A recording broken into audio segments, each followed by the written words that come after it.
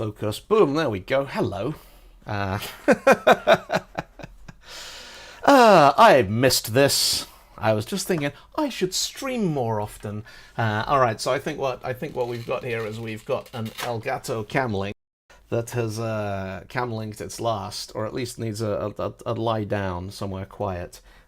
Actually, that's massively overheating. So fun and games. Hello, friends. Welcome. So it is. Have you tried switching it off and switching it on again, or hitting it with a hammer? I don't have a hammer. I could get a hammer. I mean, hammers are available. But let me just crank up the size on my chat there. The one thing I notice about doing Advent of Code every year is I notice how much worse my eyesight gets from one year to the next. I think this is going to be the first year that you get to see the Advent of Code with the glasses on. But we'll see how we go. So so I got one of the cheap 20 quid Amazon ones. I've got one of the cheap HDMI adapters, and I used it to record some promo videos. And it was what's called, I don't know if it's tearing or tearing. I don't know how they pronounce it, because it's one of those words I've never heard anyone use it out loud. I've just seen it written down. But it's like the top and bottom half of the video, they weren't in sync anymore. And I lost a day on what I thought was good quality recording, and then I watched the footage back and it was fine. It was just fine in two different places and not at the same time. So I really did hit that one with a hammer because I got very, very angry with it. But I have another cheap Amazon one, which is the video quality is not amazing, not even close. But it does not have HDMI content copy protection. So I can use it to stream from a Google Chromecast into OBS, and I can capture footage that way, which is actually really cool. Surly Dev says, "Hey Dylan, did you take down your cool Toto Africa URL?" No, not intentionally anyway. Let's have a look. ibless.thereigns.downin.africa.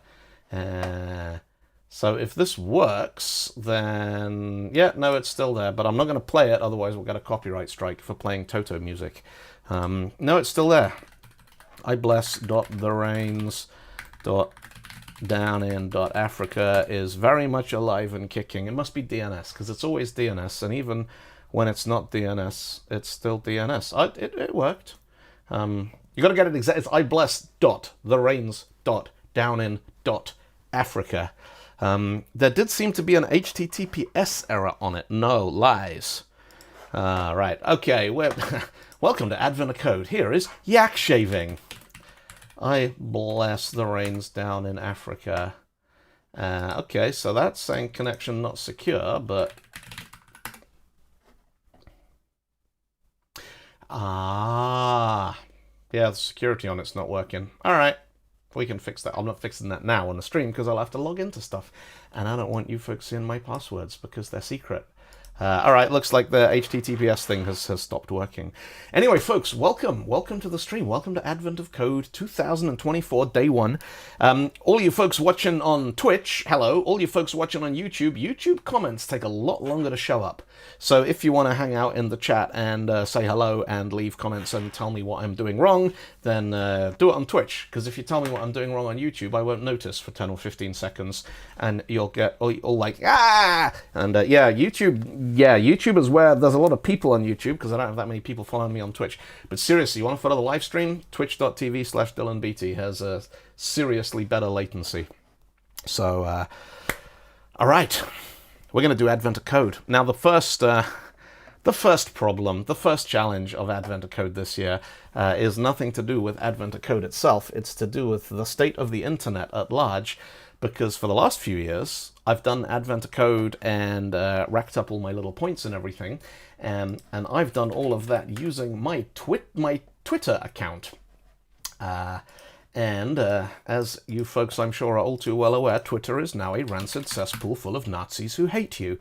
And anybody with a modicum of self-respect will be trying to move everything they've got away from it. And yeah, I know some of you have to do it for your job because you're in marketing or developer advocacy or something. But all the fun chat is happening over on Blue Sky now. So what I've done is I got two accounts. And Advent of Code, their authentication is interesting because if I log out here, there's no way to create an account on this. All you've got is GitHub, Google, Twitter, or Reddit, and you can create multiple accounts for those things. So what I'm gonna do, all the stuff I've done before is on my Twitter account, but one year I think I did it on GitHub, and so yeah, I'm gonna need to email Eric because I got a GitHub login here that I've done, I think 1 year, yeah. So in 2019, I used my GitHub account and I got 8 stars. All of the last few years is on the Twitter account, so I'm going to stick to GitHub for now and then ask nicely. But I'd imagine that with the number of people who have quit Twitter in the last year and not remembered that they were using it for Advent of Code, yeah, I'm guessing that there's quite a lot of people pinging Eric at the moment going, help, can you move my account, please? I'm just gonna check something here because I don't think the focus on that camera is kicking in quite right. And that vexes me because if I wanted terrible focus, I'd use a built-in webcam and not have all of this nonsense. Is that? Yeah, that's all right. I'm just gonna be a little blurry this year. All right, let's see. So the plan is we're gonna look at a problem. Now, I absolutely promised myself that I was going to get... No, it's not your glasses, Sally. I'm just a very smudgy man. So the fun part here, let me see if I can switch over to the other... There we go, hello. So my actual camera setup is, he says, very, very delicately trying to disentangle things in a quantum-y kind of a way. Whoa, there we go, hello. Wow, that one's completely inverted. The actual camera setup is there. There we go. And that's kind of wedged in pretty good, which means that getting to the back of it is an absolute pain in the posterior if I want to do anything like correct the autofocus and settings and all that kind of stuff. There we go, cool, I'm upside down. But that's the paper cam. That might come in useful if we need to do anything important. So, all right, let me just do a quick, if I do that, and that, and there's that, and there you go. You get to see how the sausage gets made. Remote control, exposure compensation, that's fine. Autofocus is on. Yeah, that should be good. Yep. Focus, autofocus is on. Enabled. Yep, that should all be fine. All right. I may be blurry, who cares? The code will be beautiful. The code will be crisp. The code will be delightful. All right. Let's see what we can see. All right, 2024, day 1. The chief historian is always present for the big Christmas sleigh launch, but nobody's seen him in months. Last anyone heard, he was visiting locations that are historically significant to the North Pole. A group of senior historians has asked you to accompany them as they check the places. So yada, yada, yada, yada, yada. Backstory about why you've got to collect... We know why we've got to collect 50 stars, folks. That's how you win Advent of Code. I mean, I love the effort. But, okay, 2 puzzles made available. Second puzzle, yep, okay. When are they going to change the rules? It's going to throw so many people. You haven't even left yet. And a group of elvish senior historians, boom, there we go, has had a problem. Their list of locations to check is empty. Office confirms the chief historian is indeed nowhere to be found. Instead, the elves discover an assortment of notes and lists of historically significant locations. This seems to be the planning the chief historian was doing before he left. Perhaps these notes can be used to determine which locations to search. Throughout the chief's office, the historically significant locations are listed not by name, but by a unique number called the location ID. To make sure they didn't miss anything, they split into 2 groups. There's just one problem. 2 lists side by side. The lists aren't very similar. Okay, so input. To find out, so we got 3, 4, 4, 3, 2, 5, 1, 3, 3, 9, 3, 3. Okay, to pair up the numbers and measure how far apart. The smallest number in the left with the smallest number in the right. Then the second smallest left with the second smallest right, and so on. Then within each pair, figure out how far apart the 2 numbers are. you'll need to add up all of those distances, and 3 from a 7 gives you 4, and 9 with a 3, the distance apart is 6. And so in the example above, okay, so what I'm thinking here, we got 2 lists of numbers. We need to sort each list in ascending order, go down the lists, take the absolute difference between the left and the right hand column, and calculate the sum of the absolute differences. So what I'm going to do is, we're going to do C# first, because then we get it done. I know the approach is valid, but if we end up days where the problem is kind of easy and there's a bunch of time left to play around with stuff, I'm going to try doing it in Rockstar, which could be fun, because I don't think Rockstar has a sort algorithm at the moment, but we can probably build one. All right, get your puzzle input. There we go, boom. Right click, actually, you know what, github.com, there we go. Dylan Beatty, new repository, advent of code 2024. I can't type today. Advent of code 2024, public, yes, add a readme file, Visual Studio, gitignore template, choose a license, MIT, GPL, yeah, GNU General Public License. Let's make Advent of Code properly viral. Right, boom, create repository, grab one of those, code that, grab that, terminal,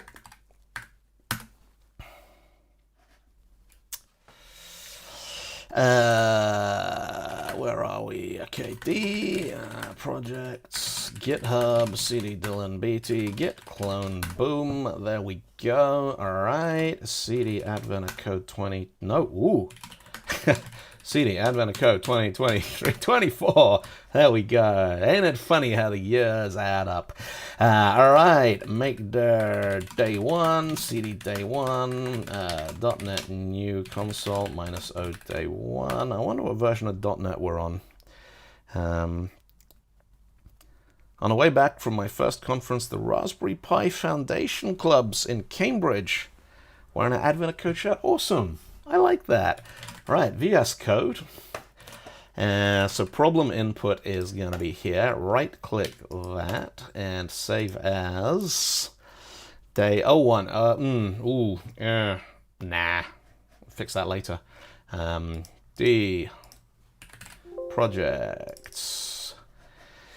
GitHub, Dylan Beatty, Advent of Code 2024, day 1, input.txt, there we go. Yeah, there is no quick way to sort arrays in Rockstar, but Rockstar does have first-class functions in Rockstar are first-class citizens. So if we do today's in Rockstar, which I have a feeling we might get to, we're going to need to build a sort algorithm in there, which, hey, why not, huh? Rockstar gives you the basics, and you got to figure the rest out yourself and make it sound properly rock and roll. Okay, so there's our input. There is our that, and where is program.cs? Let's move input into day 1. So what do we got? We've got var pairs equals console. Actually, var lines equals file.read all lines input.txt, and then we are gonna select each line goes to we want to split so people try to get LLMs to produce Rockstar quite a lot. Just reading Surly's message in the chat. Yeah, Rockstar thinks, or LLM ChatGPT thinks it can write Rockstar. It gets it right sometimes, but you know that's where's the fun? Why would you do that? It's a computer talking to another computer, and you just get to sit there. Like, there's no creativity in large language models. Okay, so we got a bunch of those. So we need to split that into 2 separate lists. Now this is where it's interesting, because I wonder if there is a C# link, because what we want here is an unzip function. because, you know, zipping is 1, 2, 1, 2, 1, 2, and you leave them, and unzipping is the opposite. Enumerable.zip merges two sequences. I want the opposite of that. Enumerable methods, is there an unzip on here? Nope, there is not. All right, let's figure this out bit by bit. So select line goes to, what have I got on there? Input.text. Line separated on 3 spaces. So line goes to line.split. Actually, we'll do a regex. Oh, well, no, we can do line.split on space, space, space, because they're all the same length. We don't need a regular expression. Can you write an LLM in Rockstar? I can't. I have better things to do with my time. You are very welcome to try, but I suspect that the memory and performance requirements might make another language better suited to writing large language models. So, right, let's take a look. What do we got here? We got... so select line goes to line.split, and that's going to give me arrays, and then... okay, so we'll call that pairs, and then var list1 equals pairs.select. Pair goes to pair 0, because those are going to be array tokens, except that is going to need to be parsed because it's coming out of a file as text. So int32.parse pair 0. Var list2 equals pairs.select. Pair goes to int32.parse pair 1. All right, and dot order by value goes to value, and the same on the second one. All right, so we should now have 2 ascending lists of numbers. So for each var l in list 1, console dot right line L. All right.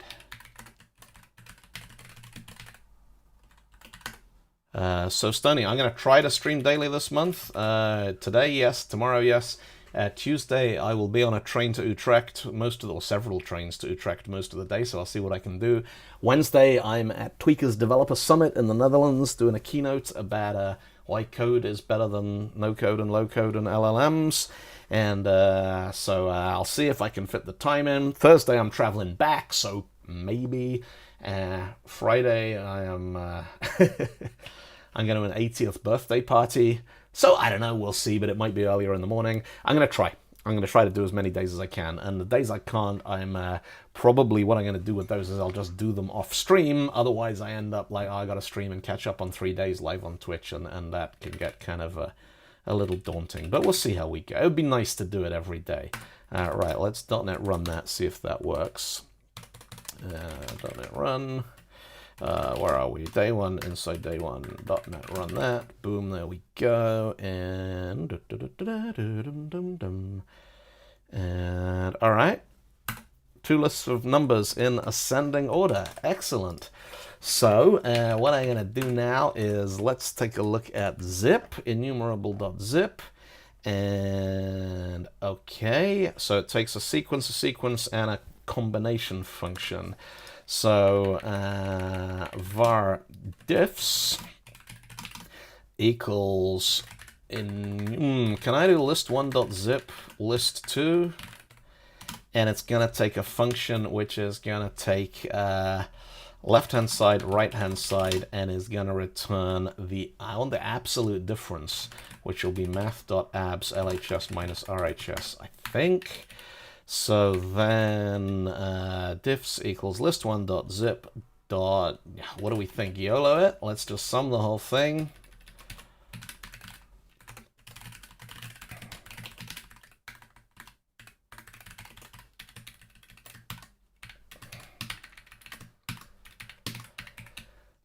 All right. What are we thinking, folks? Are we feeling lucky?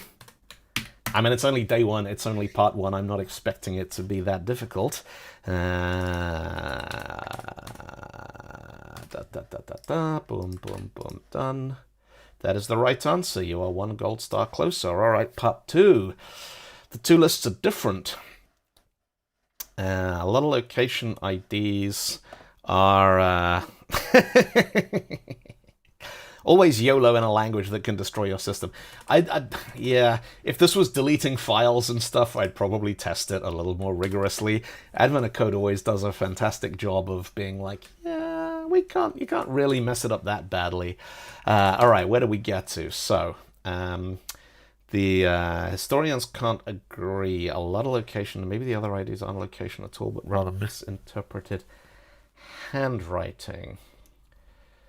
Okay, so you need to figure out exactly how often each number from the left list appears in the right list. So calculate a total similarity score by adding up each number in the left list after multiplying it by the number of times that number appears in the right list. Okay, so that let's call that part 1 equals that. And we can just do a console.write. There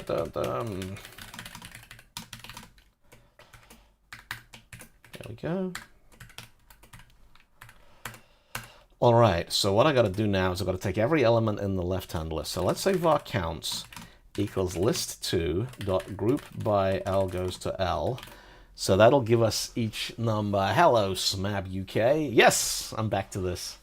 I like this. It's there's something about knowing that it's just 25 days in December. When I kind of have done intermittent bits, because I've streamed projects over the years, and there's always a bit of, am I streaming enough? Should I do this every week, twice a week? I don't know. Once, and I have no idea.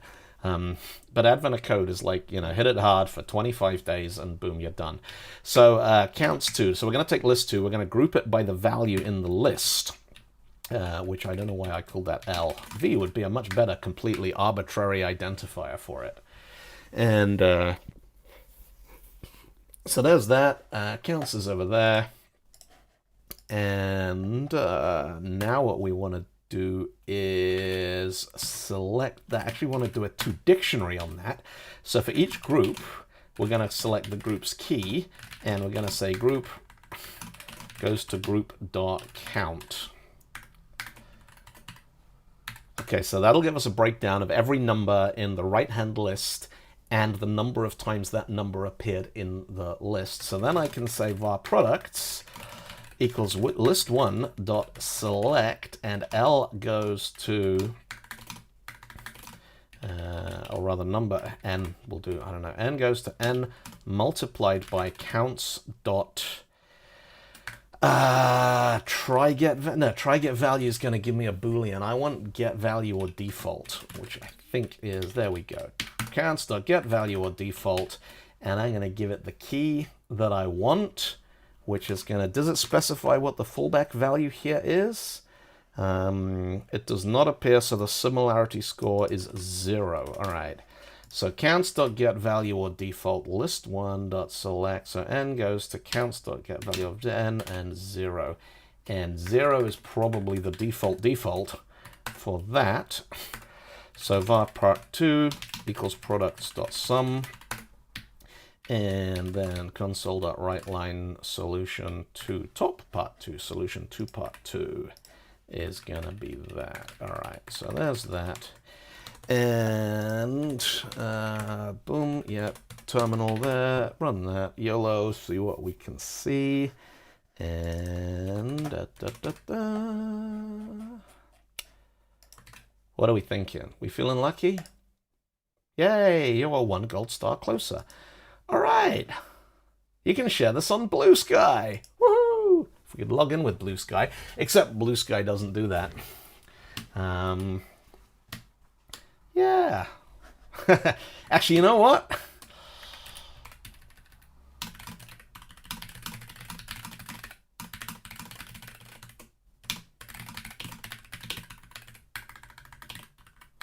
Let's see if anyone on Blue Sky wants to come and hang out on Twitch for a bit.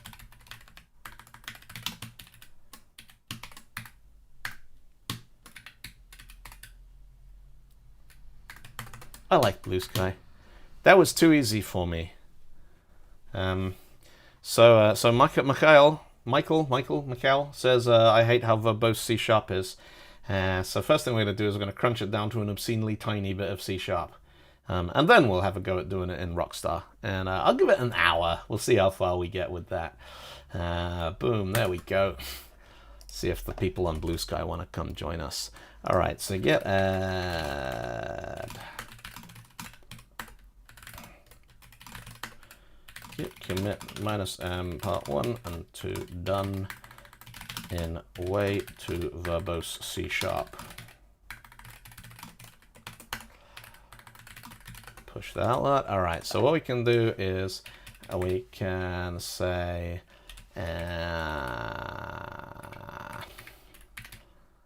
part 1 equals, we can grab that and we'll say that pairs dot select pair goes to that dot order by that dot zip on list 2, so we'll drop that in there. And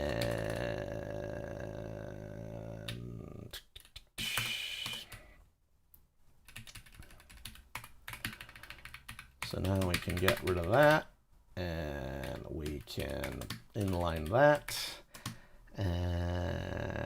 Yeah, actually I'm going to keep the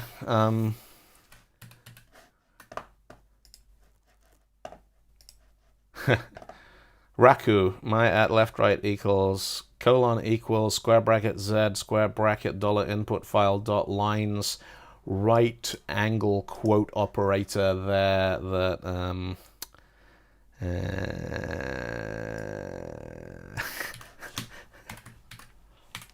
Raku, of course, being the language that it was invented as the spiritual successor to Perl, isn't it? And so we got my left right equals that and say that. Is that a copy and paste error, or is that actually a character that is used in the Raku programming language? Because I don't have that on my keyboard, and any programming language that uses characters I don't have on my keyboard is probably not an ideal language for production stuff. And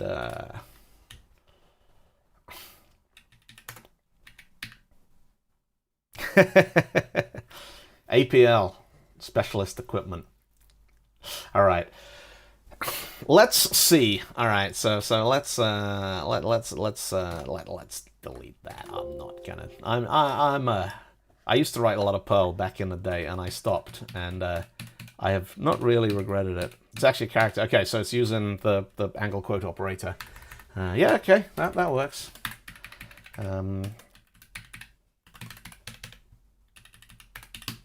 That we can inline. So there's that. There's part 2.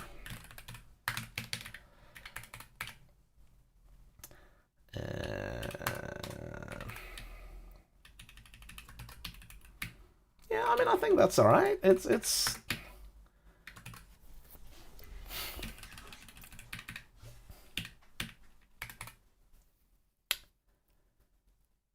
I mean, the obvious way to make this nicer would be to stick an extension method.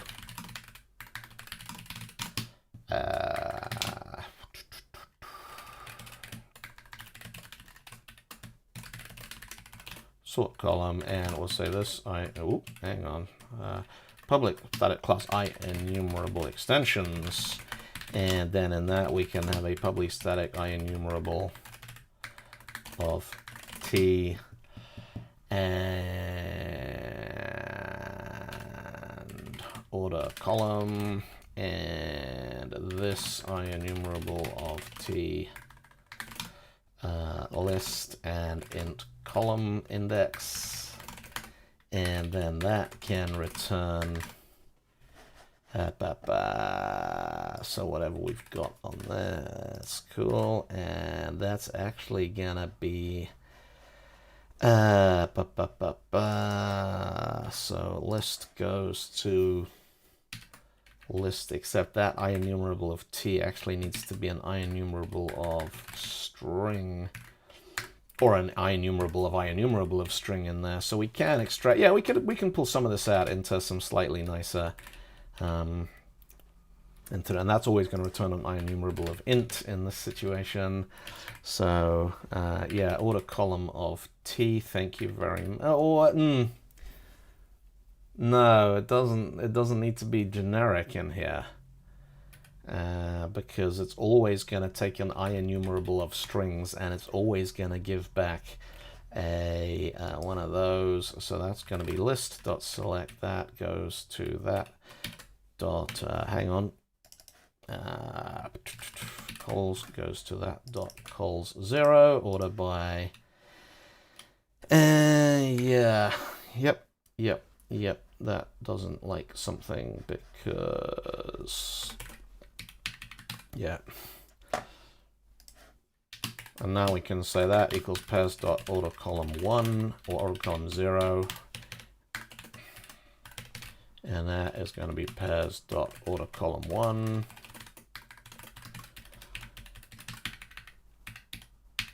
And that's probably extract and order column. I mean, it's all, you know, how verbose do you want it to be? Thank you. Yep, there we go. And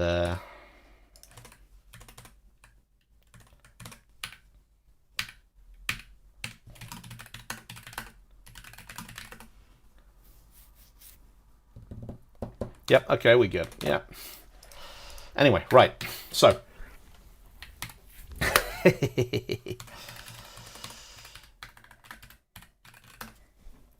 what am I on? Rockstar 2.0.0 beta 8 is probably not the correct version of Rockstar. So let me just code $profile, see where I'm getting that from.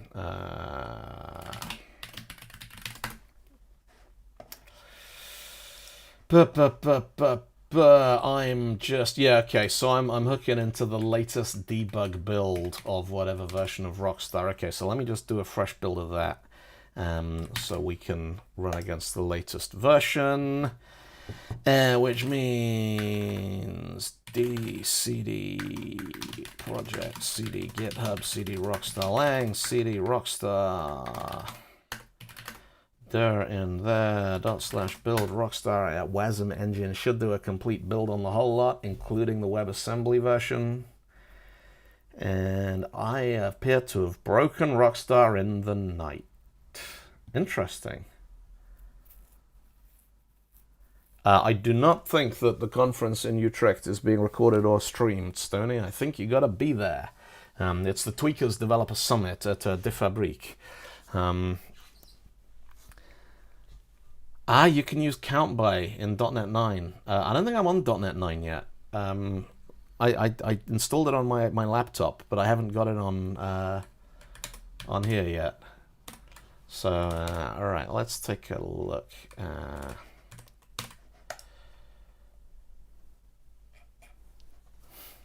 We're just going to fix the programming language before we use it. cd starship and start starship.sln.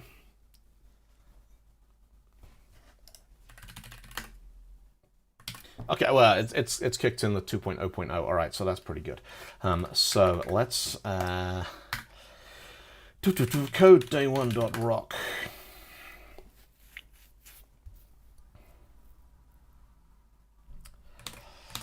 All right, so shout hello, boom. This is the first time I've ever used Rockstar 2 for anything other than running its own tests.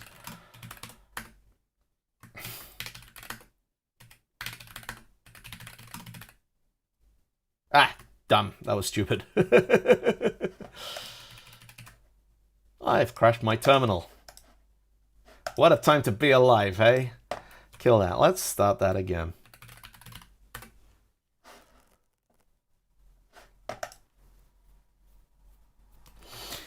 Right, Z-Rock, there we go, CD Rockstar, Durr. Okay, so that's the Rockstar window. I'm actually going to bring up a separate terminal so that they don't start fighting each other. There's the actual Rockstar.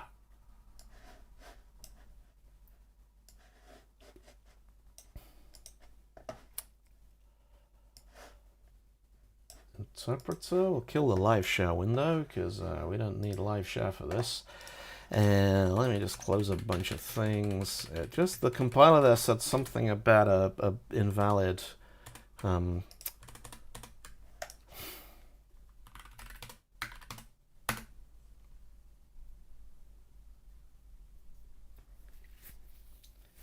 Member modifier must precede the member type and name. Rockstar test. All right, there's a problem in the error test. So there's a problem in the test fixture. It can build the thing, but it can't build the actual. Yeah, that's fine. Ah, there's just a letter Z that shouldn't be there. Cool. All right. So, in theory, not very difficult. Apart from the tiny little, almost inconsequential detail that Rockstar does not have any kind of sorting expression built into it. So we're going to need to build a sort expression. And let me see what we've got here. Now, I haven't written sorting code since university, because you don't write sorting code, because why would you do that? Why would anybody need to write sorting code? Because we have libraries that do that for us. So what am I going to need is, let's, what are we thinking? So we got a naive sort, we got a bubble sort, we got a shell sort, we got various kind of sorting algorithms. Bubble sort might be an interesting one. Why would you write a programming language called Rockstar? Why not? A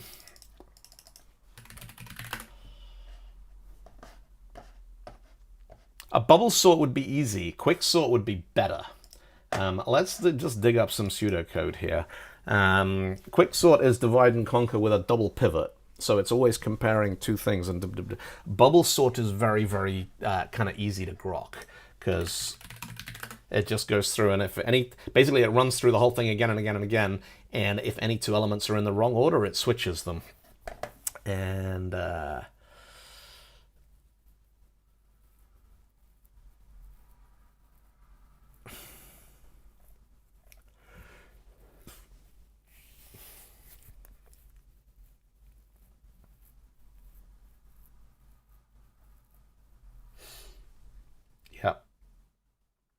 Yep.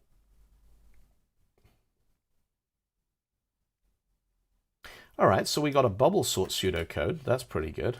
Let's take a look at quick sort pseudocode. Quick sort is much more involved because of the partitioning thing.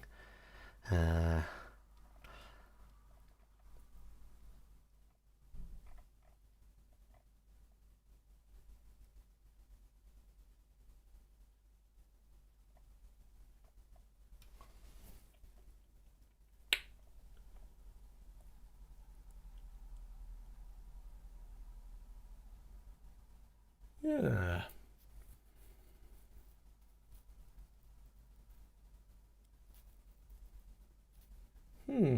All right.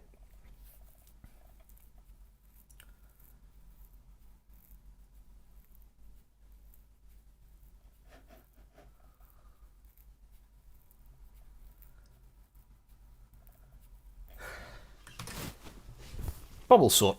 We're going to do a bubble sort. We're going to build a little bubble sort in Rockstar and see if we can use it to solve today's advent of code. That's what we're going to do, because I think that will be fun.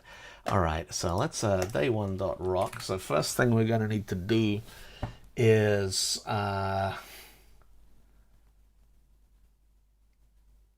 read all the lines from standard input.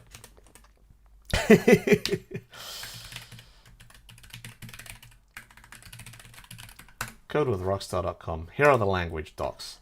I need to remind myself how input-output works, because my brain is tired and has done lots of different things. To read a line into a variable, use listen to variable. All right, so listen to the variable. If you have a shuffle operator in Rockstar, you can just keep shuffling. Rockstar, there's currently nothing random, there's no randomness at all in Rockstar. So let's try this. So what we should, bubbling will be fine. There's only 1,000 elements. I absolutely agree. So let's... my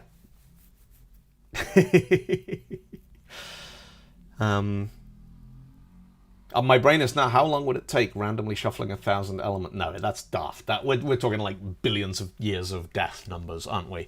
All right. So first things first. So this is going to be day1.rock. What we'll do, first of all, we'll get the code working minimalist, and then we'll turn it into something that looks like song lyrics. So We need to read lines as standard input and push them into a list.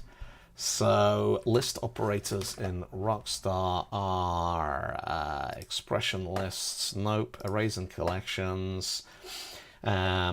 So we got something at something, or we just rock them, and rock does stuff. All right, so I think, listen to the line. There we go. That's why AIs are used. That's not even AI, that's autocomplete. It's like, I can do this. I'm like, you can't do this. No. Listen to the line while the line ain't nothing. Rock the lines with the line. Listen to the line, baby. And then for every line in the lines, shout the line. Yeah. Right, let's see if that works. So we are going into Z day one. There we go. CD day one. You shuffle once. And if it's not sorted, you destroy the universe. Then the only remaining universe is the one that was sorted on the first shuffle.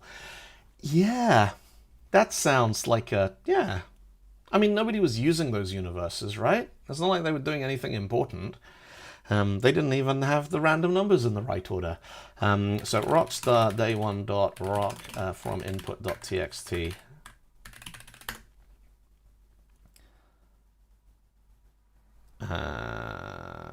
Oh, it's PowerShell. How the hell do you pipe standard input on PowerShell?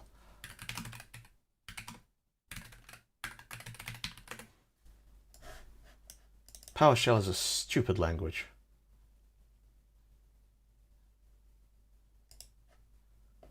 I mean, it's nicer than MS-DOS, but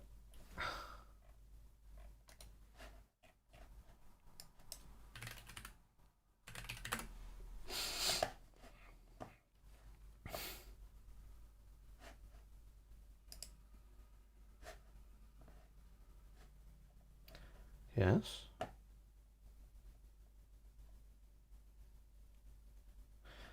You can't hook a file directly to standard in.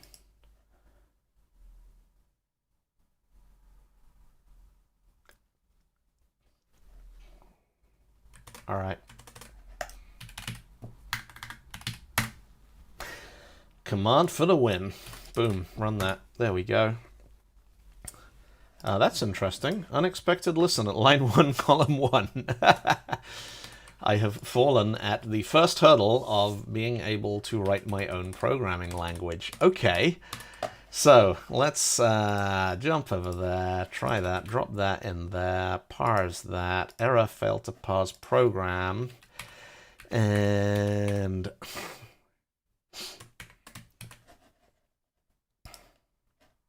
okay, that's good.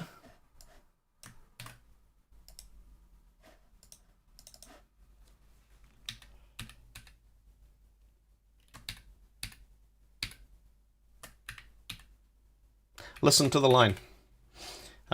So listen takes the next line of input from standard in, and listen to puts it into a variable, and the variable here is called the line. Let's try until the line is nothing. No,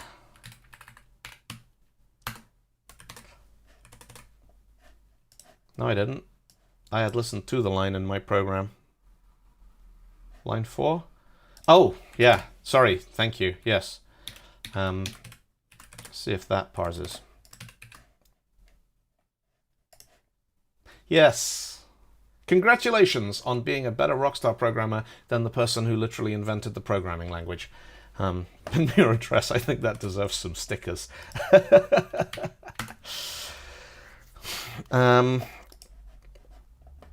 Okay, that's interesting. Okay, cool. Right, good. That reads all the lines. We got the lines. The lines are in. The lines are good. Right, so what I got to do now is we got to split each line of input. And there's a split operator.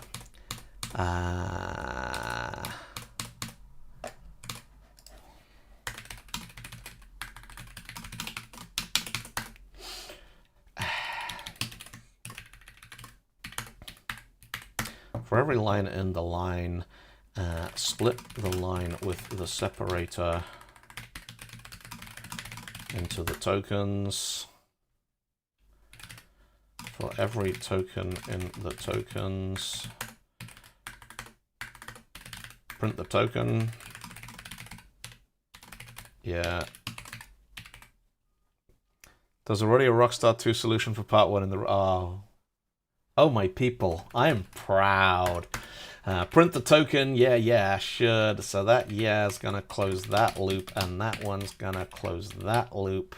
And let's actually put them on separate lines till we clean that up. Let's just check that against the parse tree. So there's that. Doom and parse that. Okay, and interesting.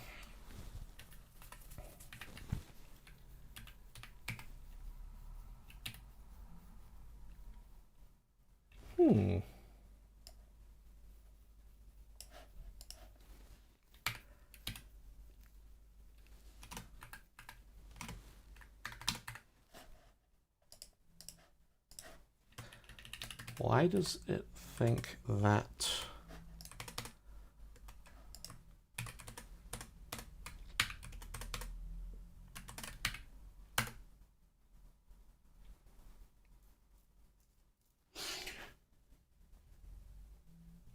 Okay, that's doing kind of the right thing, but not quite the right thing.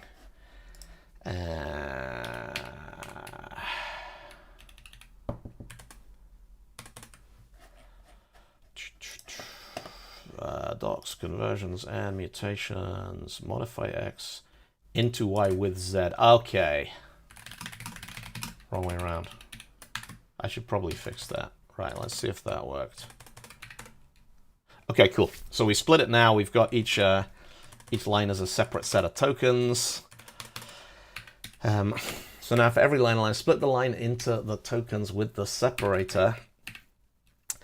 And now what I should be able to do is to say, so instead of that, rock list 1 with the tokens at 0, rock list 2 with the tokens at 1.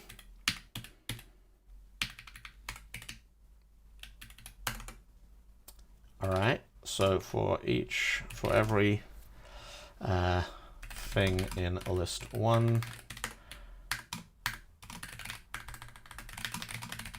print the thing, yeah. For everything in list 2, print the thing, yeah. What I'm going to do just while we're working through this is I'm going to grab the sample input for part 1. There we go. Return to the calendar. There's day 1. And so we're just going to grab that little example, and I'm going to drop that in here as example.txt. Boom, and put it in the right folder.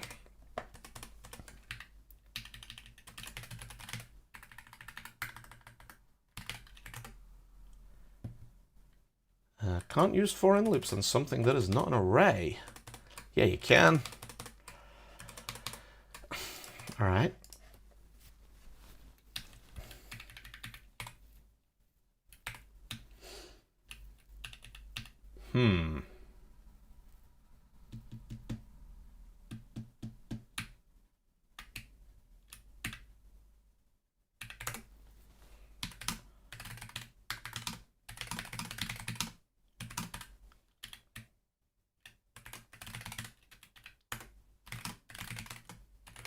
Thought C# was too verbose, you're not going to enjoy this at all.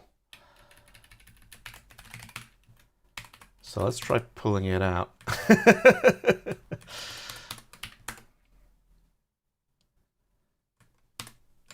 Weird. All right.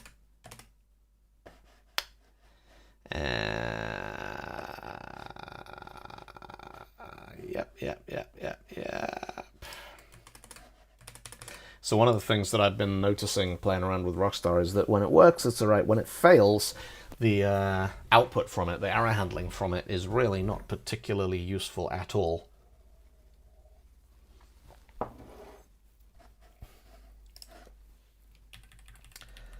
So that should...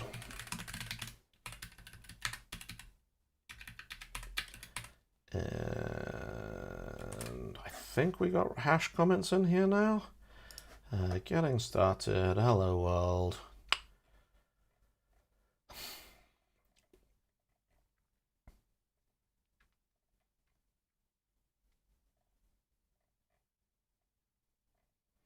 Comments. Yep, the hash characters there.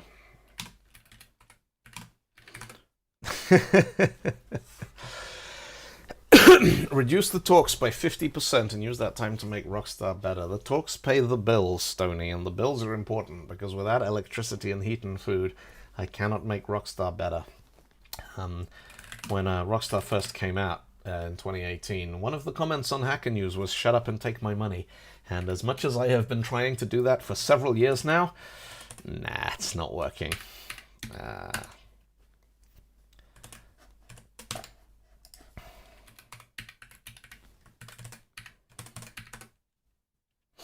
Okay, so that's cool. So shout token 1.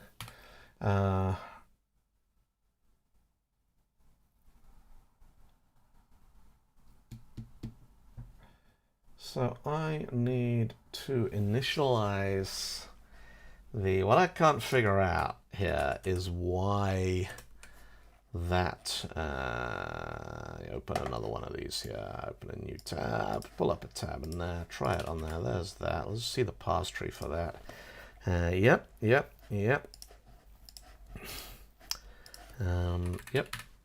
Parse that.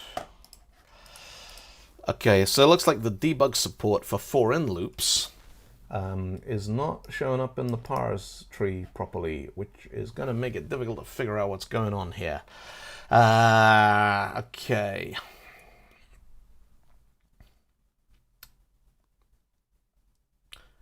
So rock list 1 with token 1 should... List 1 should be a list at the end of that process. So there's that. There's that.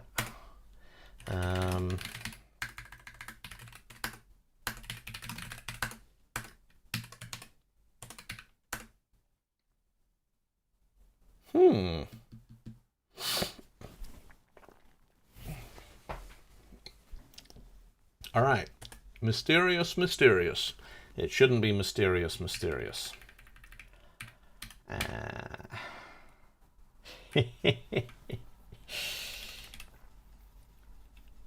Okay, split the line into the tokens. Let token 1 be the tokens at 0.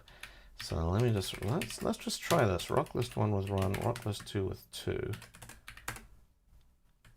Mysterious A B mysterious.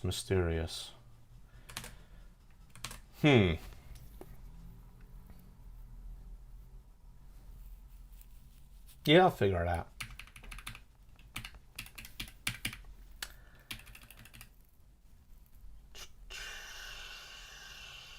All right.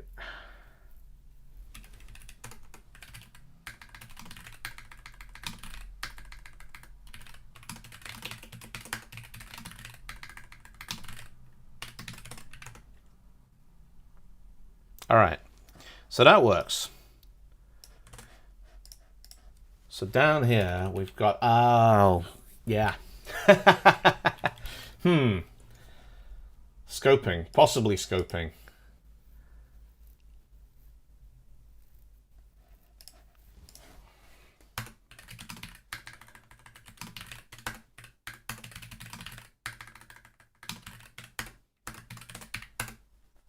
There we go. Hello, Red Octopus. Welcome to the stream. How you doing? Martin says, at what point does it become easier just to modify the language? Probably in about 15 minutes. But it kind of feels like cheating, you know. Okay, so for whatever reason, when we rock the list down there, we need to rock the lists first to initialize them to be empty lists.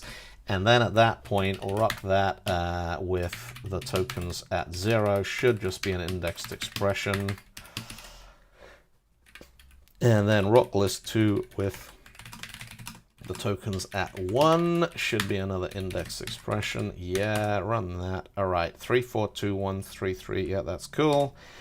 So we're pulling arrays out of that. So take that out, take that out. We don't need that. We don't need that. Run that. There we go. Okay, so we got the lists. That's cool. They're coming through now. We got the bits out of them. So what I need to do now is I need to convert strings into numbers. So modify the language to add a solve AOC 24. One of the things that I might do with Rockstar is to completely ruin code golf by taking all the standard code golfing problems and solving all of them with a program that's just one emoji. So like you want to do the whole 12 days of Christmas, it's just the Christmas tree emoji. Because I love the idea of code golf, but people trying to use Rockstar for code golf, like, no, don't do that. It's just, it's such a weird, and I am qualified to comment on people doing weird stuff for fun. All right, so what do we got? We got those, and so I am gonna need to pull up a conversions and mutations. Joining arrays type conversions is what I want. To convert a value to a string, cast will parse strings into numbers or convert numbers into code points. So rock list 1 with the tokens at 0. So what I got to do now is we gotta break this out a little bit. Split the line with the tokens into the separator. Let token 1 be the tokens at 0. Burn token 0 and rock list 1 with token 0. And then let token 1 be the tokens at 1. Burn token 1. Rock list 2 with token 1. I wonder, should those lists be list 0 and list... yeah, probably.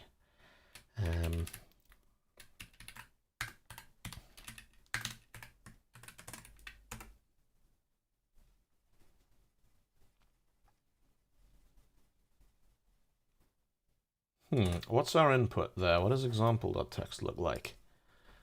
3, 4, 3, okay, 2, 5. Right, something has gone...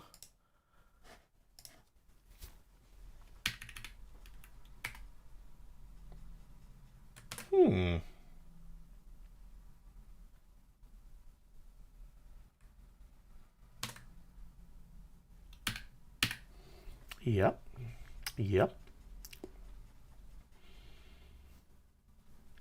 So token 0 be the tokens at 0. Shout token 0, burn token 0, rock list 1. I am gonna actually just comment out, you missed renaming the lists in the for loop. Yes, I did. Thank you.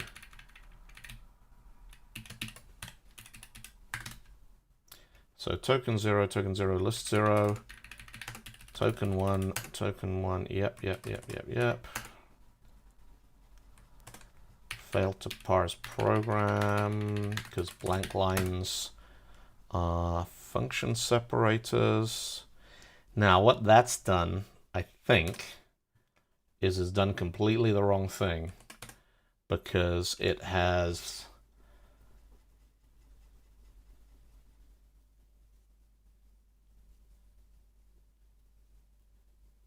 Yeah...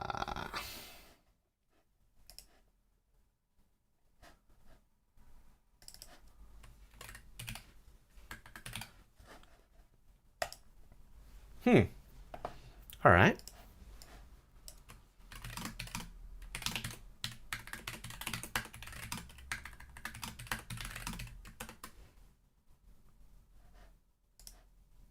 That's weird.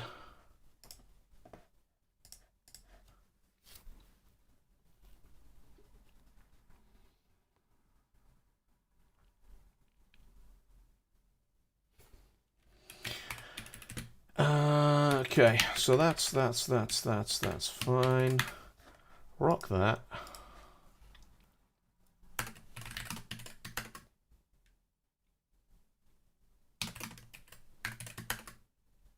Yeah. Okay. Okay. Let x be 1, 2, 3. Boom, yeah. Cast x with 10. Oh, weird. Interesting. I need to give it a numeric index. I didn't think I did that.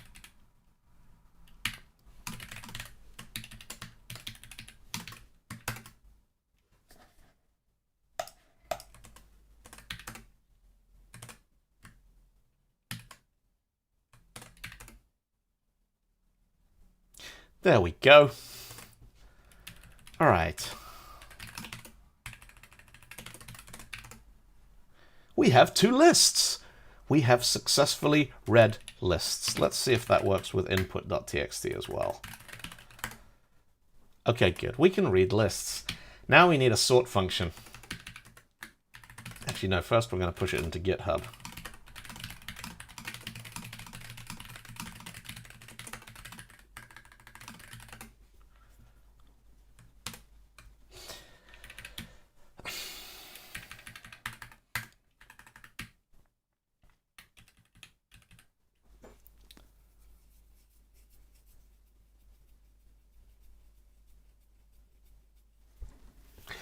Okay, so quick sort, or rather bubble sort. Let's do bubble sort.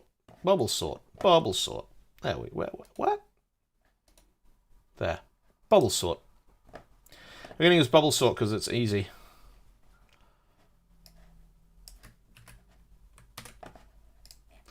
All right, so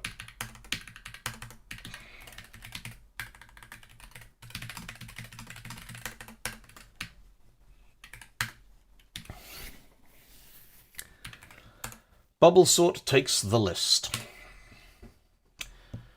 Length of the list needs to be, how do we evaluate a array? I think we just add 0 to it to force the list to be evaluated in a numeric context.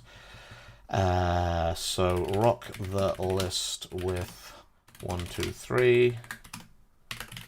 Debug the list. Yep. Shout the list plus 0. Yep, cool. Yannick, have you ever tried turning one of your programs into a song with Suno? No, for the fairly simple reason that I can play real instruments and write real songs, and that's something that I've spent quite a lot of my life learning how to do.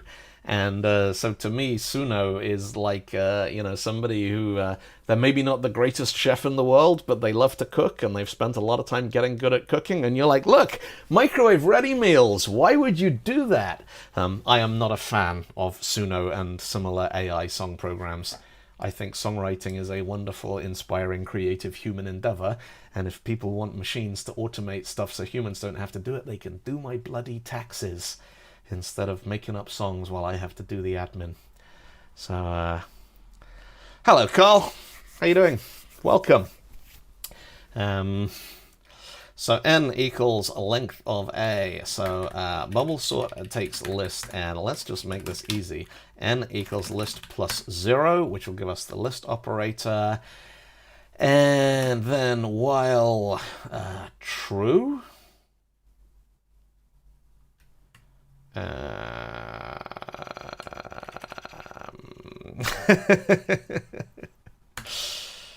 so what do we got here? Swapped equals false. Yep, and then we're gonna say while. So we got repeat is while, but there's no this pseudocode is weird. I'm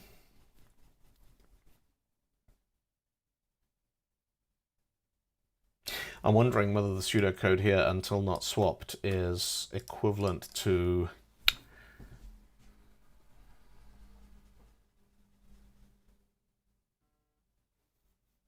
it's always going to run 1, isn't it?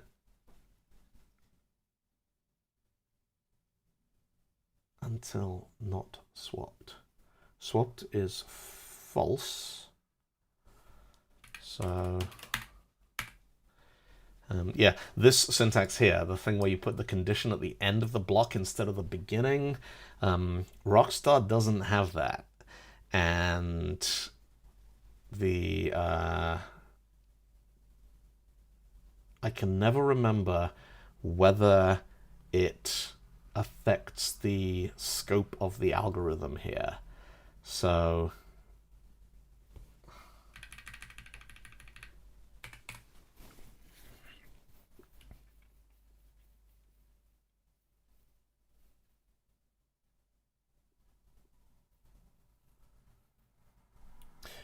bubble sort takes a list, n equals list plus 0, that's the length. And then that runs through the entire list every time, and if it finds a pair, it swaps them. And when it hasn't found any pairs, all right, so I'm going to say swapped equals true, and then while swapped, that's the loop. And so that ends the while loop, and that ends the function.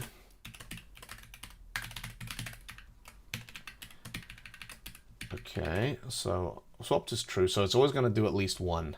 But then what it's going to do is it's going to go through every pair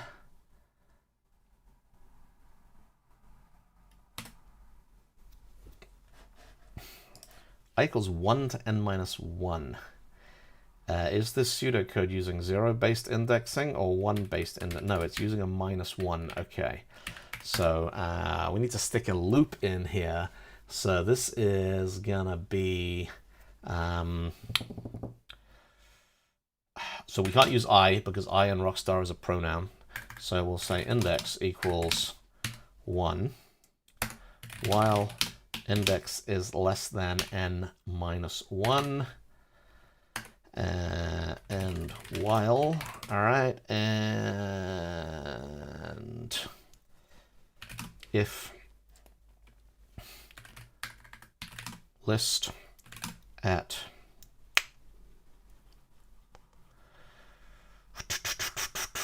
index -1. Oh yeah, welcome to another idiosyncratic quirk of Rockstar.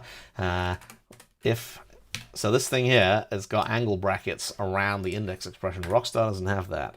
So we gotta say other index equals index -1, and if list at other index is less than list at index,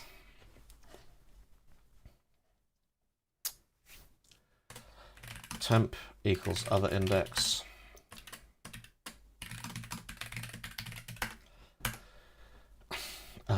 list at other index equals list at index. Let list at other index be list at other index. Let temp be list at other index, and let list at index be temp. Swapped is true.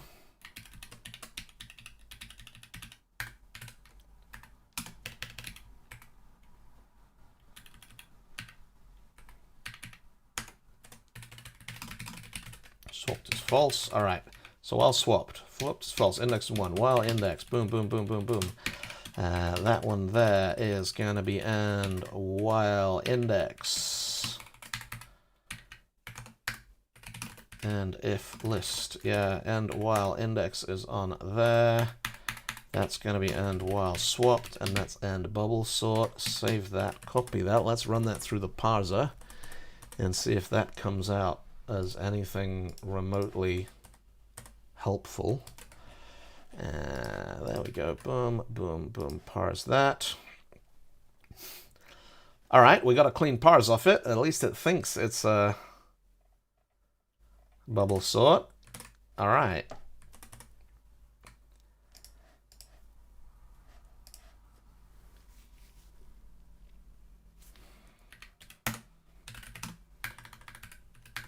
Give back list. All right, and then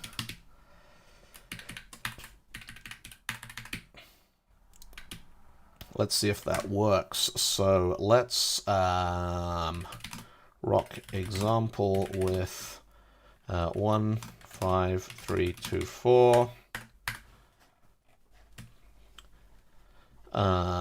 Call bubble sort with example. And no, hang on, result.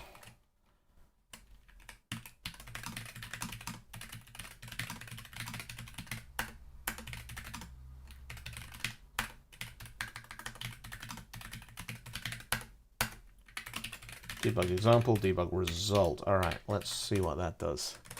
And we'll comment out the rest of it. Okay.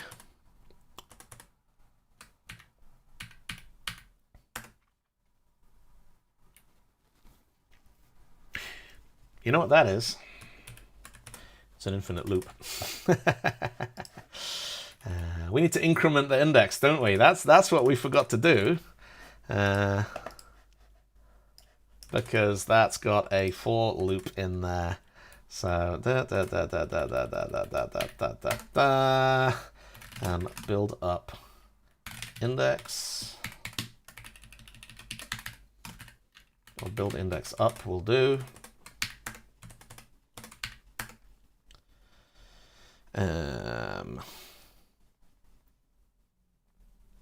That's interesting. I mean, it's put the array in a different order, but not the one I was expecting.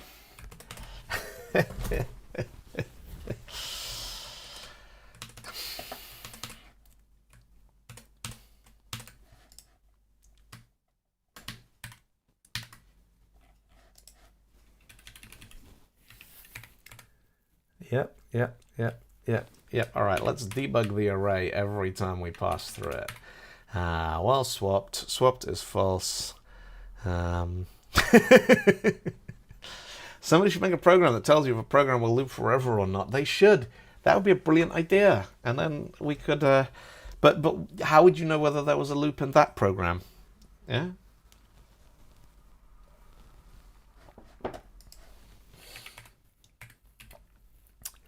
So while index is n minus 1, let's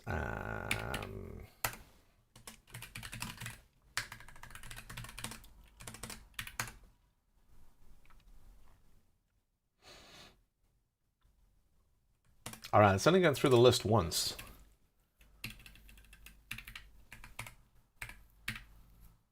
Which is weird.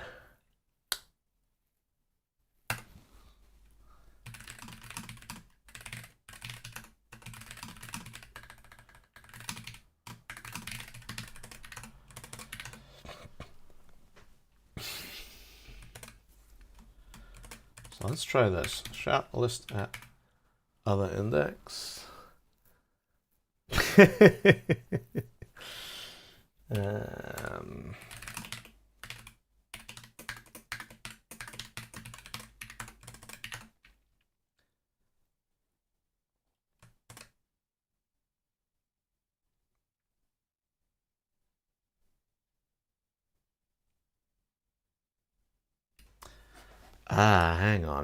Hang on. So mine's only doing one pass. So while swapped, so swapped is false, the top of every loop.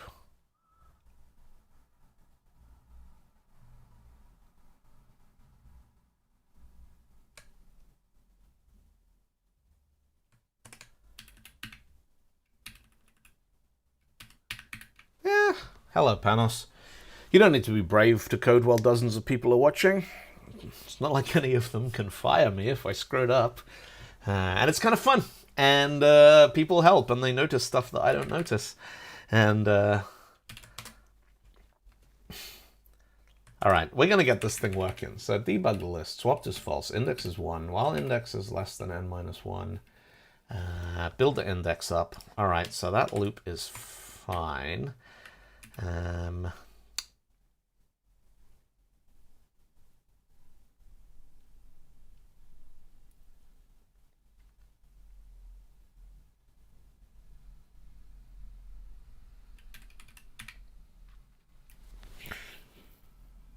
Hmm.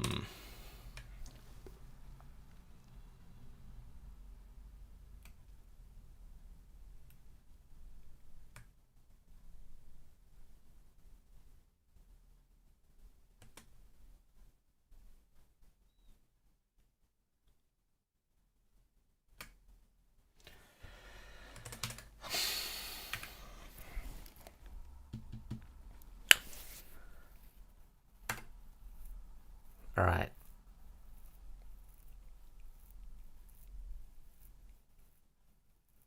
Ah. Okay, so first thing I think is wrong is my sort logic is backwards.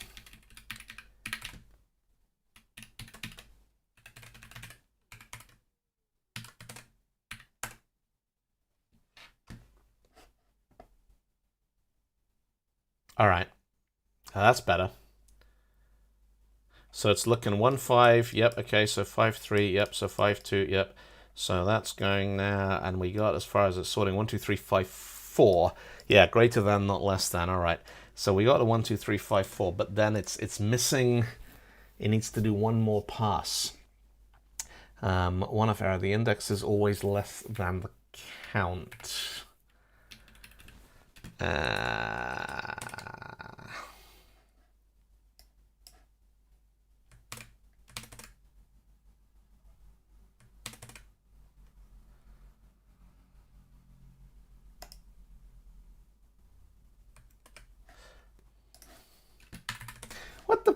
What is Wikipedia's pseudocode written in? For I equals 1 to n minus 1 inclusive. All right, yeah, that needs to be less than n, doesn't it? Doesn't it?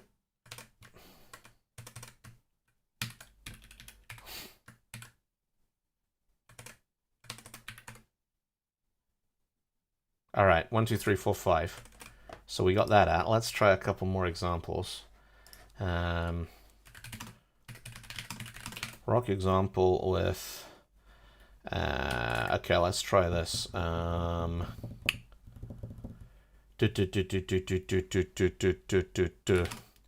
thing is, hello everybody watching on Twitch and YouTube. Shatter the thing. Let output be bubble sort. Taking the thing. Debug output.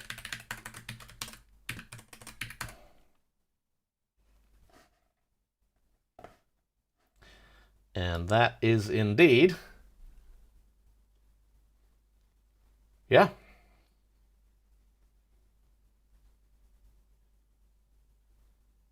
No, it's not.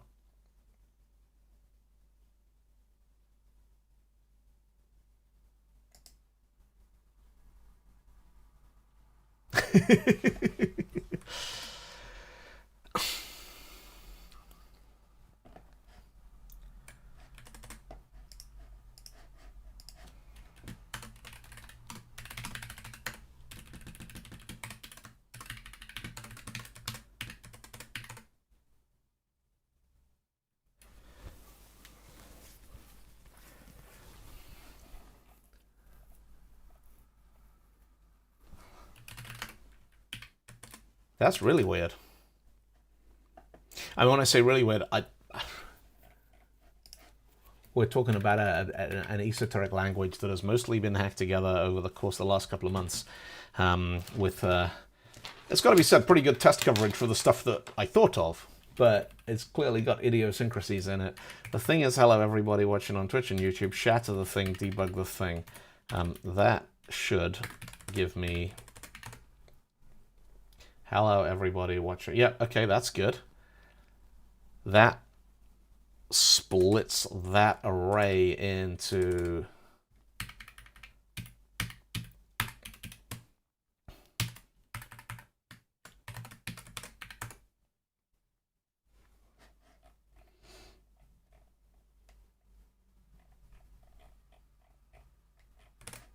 All right.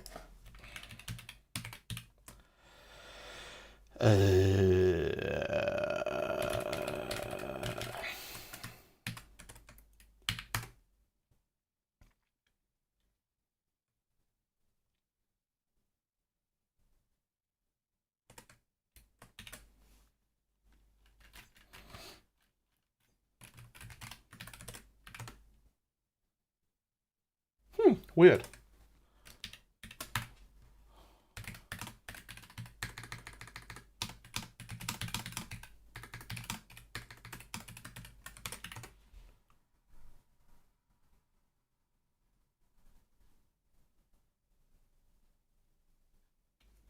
A and B and C. Right, that's... Am I just reading it wrong?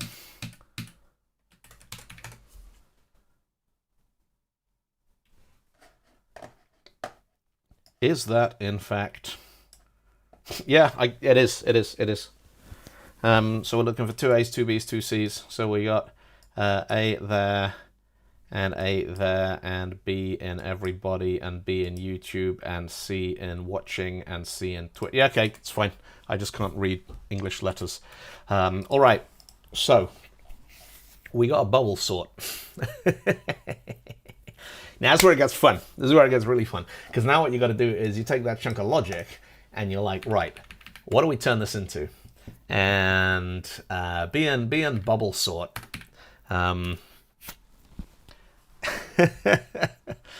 LaTeX. You're trying to do advent of code in LaTeX. That's impressive. That's that's some next level stuff. All right, so what do I got to do now? Let's get the thing working first. All right, so that's out, that's out, that's out. I'm just going to push this lot to GitHub so everyone can see where it got to. Git add dot git commit minus m.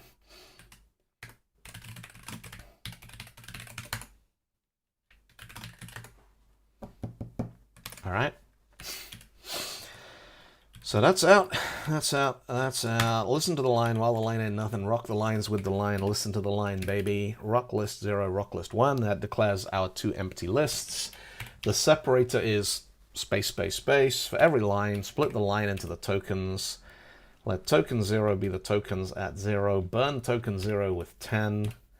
Burn token 1 with 10. Rock list 1 with token. All right. So then what we gotta do is let's say let sorted 1 be bubble sort taken list 1. List 0, sorry, my bad, 0 based index. We'll call that sort. Let's sort 1 be bubble sort taking list 1. And then for everything in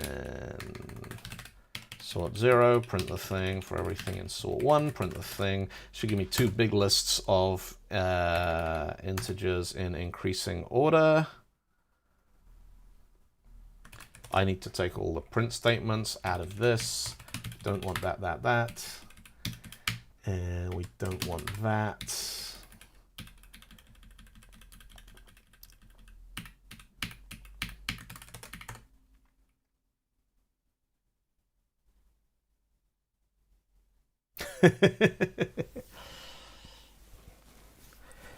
All right, takes a couple of seconds. Bubble sort is not exactly quick, but that is the list sorted into the correct order.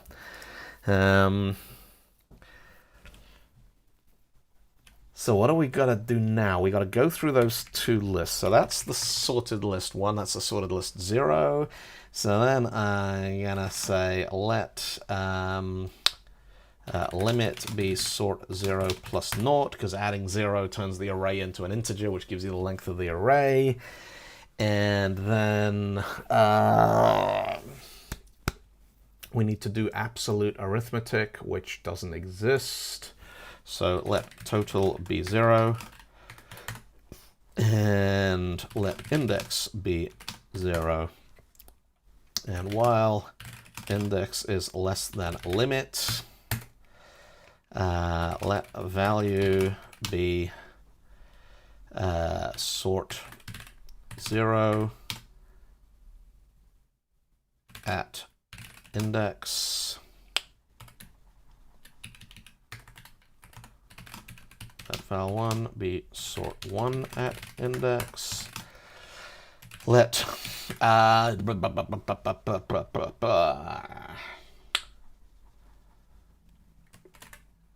So we can either do a minus b, and then if it's negative, we flip it, or we can do it if a is greater than b, then it's this one, otherwise it's that one.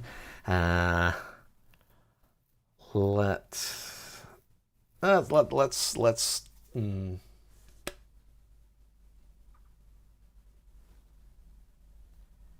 Hey Thomas, yes, the stream is going to be available on YouTube later. It'll be there for a while, so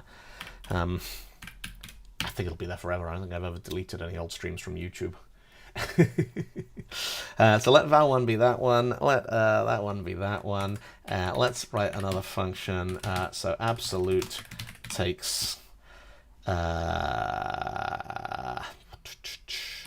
foo and bar. If foo is greater than bar, give back foo minus bar. Yeah, well, no. So minimalist Rockstar, you can use arithmetic operators. The string literal less than is an alias. Because when you turn this from code into lyrics, what you do is you go through, you replace the variables with kind of, you know, rock and roll stuff. You replace the operator names with words, but getting the logic working is the first step because it's incredibly difficult to debug once you've got all the verbose stuff in there. Give that bar minus foo. If that, yeah, baby.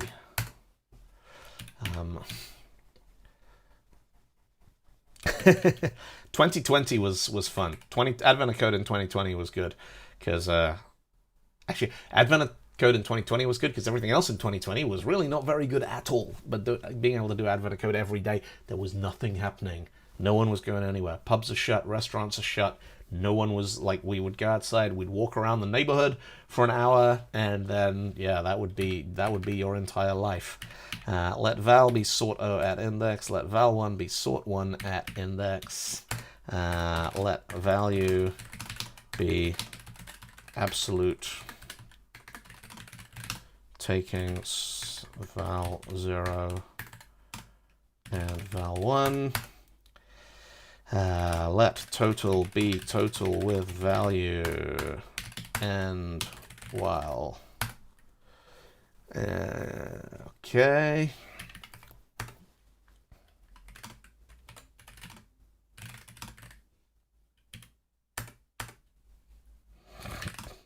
Shout total.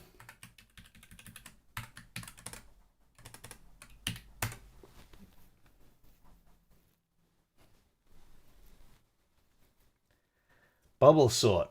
It ain't quick. Oh, that's fun. What happened?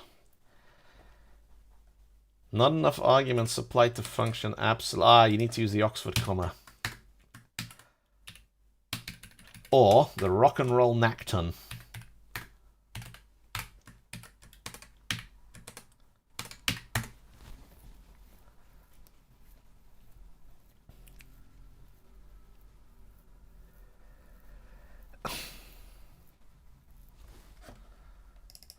Three 3508942. Was that my answer?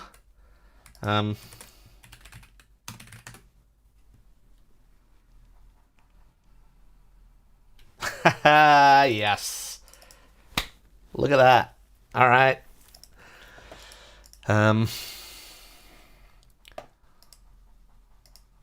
It's not, you don't have to do Olympic program. The thing about Advent of Code is you do it for fun and you don't give a crap about leaderboards or any of that kind of stuff. Just to win the leaderboards, you got to get up at like 5 o'clock in the morning in the UK, and no, just no. All right, so let's get add dot and git commit minus m part 1 in Rockstar. It works.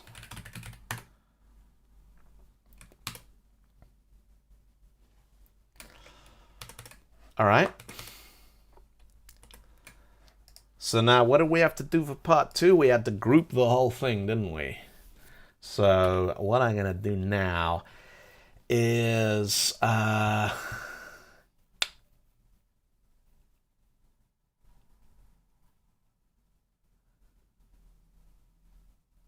we got to build a list. So we got sort one is in there, so that's fine.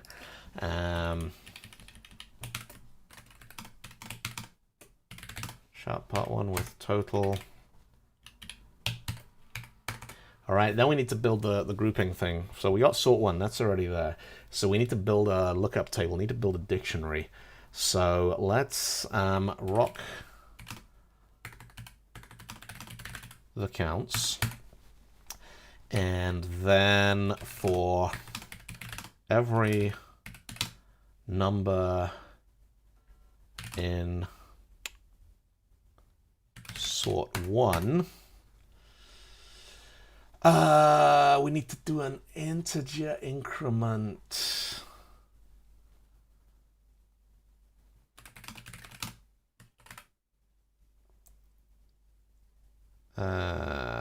Okay, so let's do, I just want to check something here. I want to check what happens if I get an undefined value out of a Rockstar array. So there's the interpreter. Let's scrub that. And if I say, so rock the counts, shout the counts at 5 is mysterious. So if the counts at 5, shout arg, otherwise shout.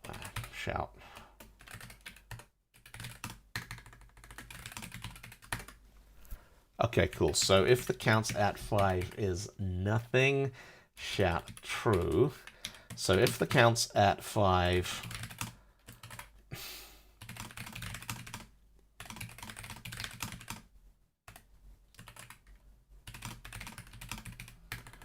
let the value be the counts at 5, build up the value, let the counts at 5 be the value, otherwise let the counts at 5 be 0. Debug the counts.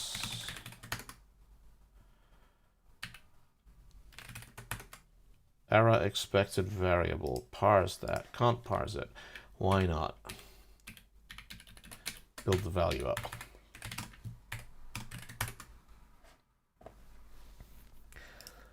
Okay.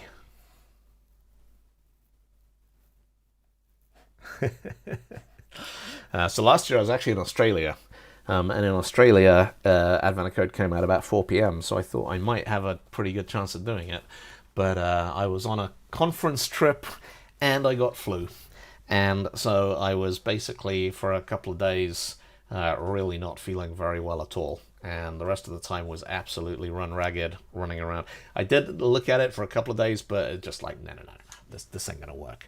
All right, so what I'm building here is I'm building basically a group function that I can give it a array, and it'll take each element from the array.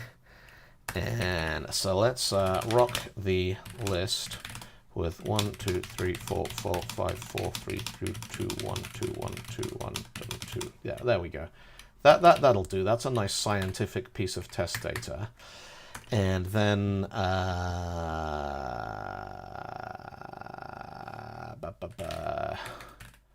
Groupify takes a list, rock the counts.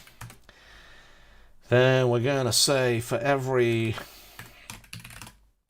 number in the list, let's take that, Groupify takes the list, and that could be rock the data with, that'll do. So Groupify takes the list, rock the counts. For every number in the list, if the counts at the number, let the value be the counts at the number.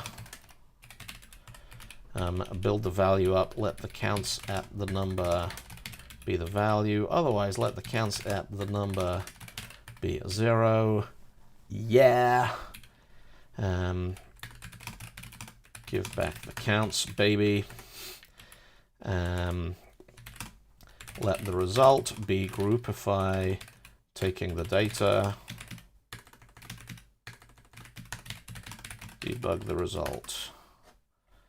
And That's interesting and not at all what I wanted.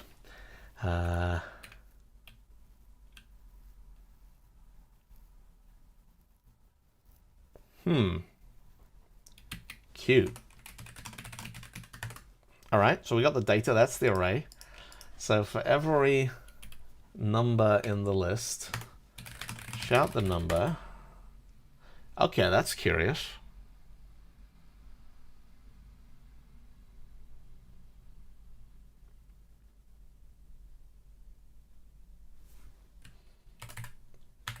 Loops. Loops is hard, yo.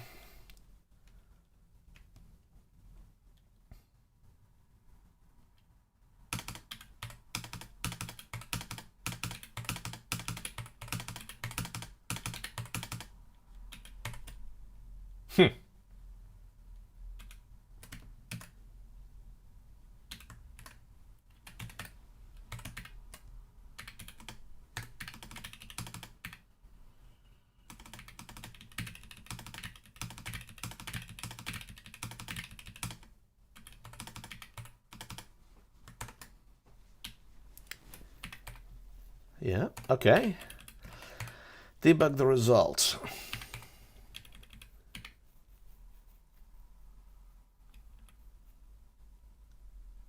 Weird.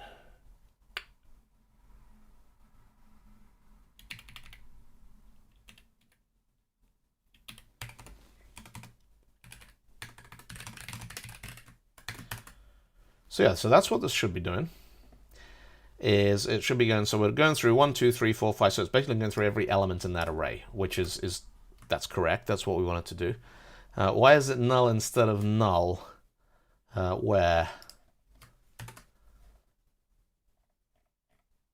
Oh, you mean in the debug output?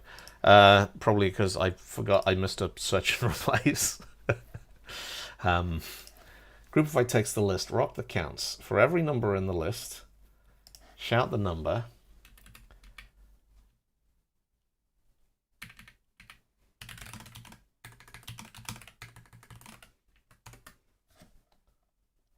Okay, so that's gonna do a 1, 2, 3. Counts at foo is bar. All right, so associative array foo bar is working. If the counts at the number,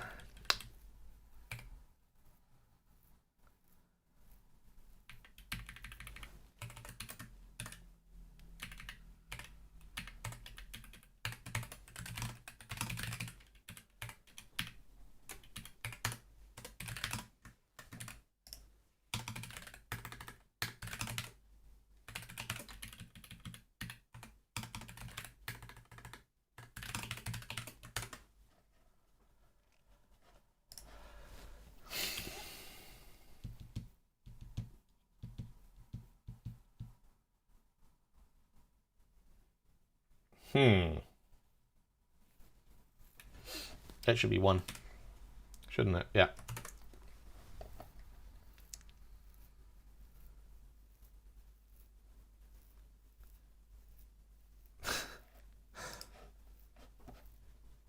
I'm going to play this, but I'm probably going to regret it.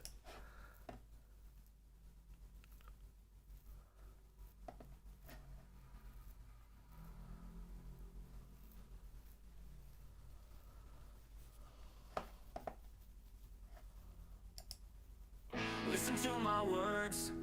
James says you're ready to listen. John's like James, trust in your readiness. The heights are like the biggest thing you can possibly imagine. Your hopes are like a quantifier, your desire is like witchcraft. Build John up, knock your desire down. Rock the pros, rock the cons. Roll the pros, roll the cons. While my words aren't silenced, shatter my words with James and John. Roll my words into your hearing. Roll my words. The problem with AI-generated music is that it consists of a lot of little snippets that make sense in the context of the thing that just happened and the thing that happens immediately afterwards, but there's no kind of sense of structure. There's no tension. There's no kind of build up and release. There's no callback. There's no familiarity. It's like, imagine you had an instruction manual for building a person. And it's like, all right, so you got a toe. You start with a toe, and then the toe's connected to a foot. And the foot's connected to an ankle, and the ankle's connected to a knee. And then they're like, well, the ankle's connected to the shin, and then the shin's connected to the knee bone, and the knee bone connect. But at some point, like, the instructions get mixed up, and you're like, the shin bone's connected to the knee bone, and the knee bone's connected to the shin bone, and the shin bone's connected to the knee bone, and the knee bone's connected to the... And you just get this weird thing that, yeah. Ugh. No, I don't like it. This is not the world I wanted to live in. Teleporters, flying cars, lab-grown cruelty-free steak that is just delicious, cures for cancer, food for everyone. Yeah. Right, Groupify takes the list. Rock the counts. For every number in the list, if the count's at the number, shout yes. Let the value be the counts at the number. Build the value up. Let the counts at the number be the value. Yep. So that should increment all of those as it goes along.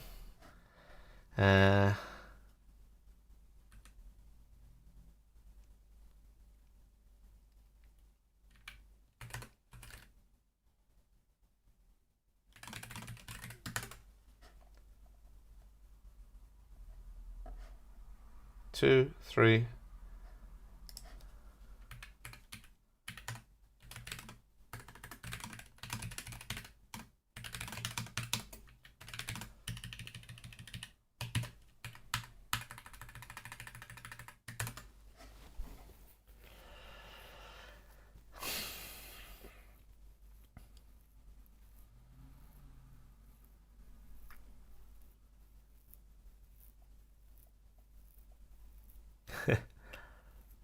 All right, this is really weird.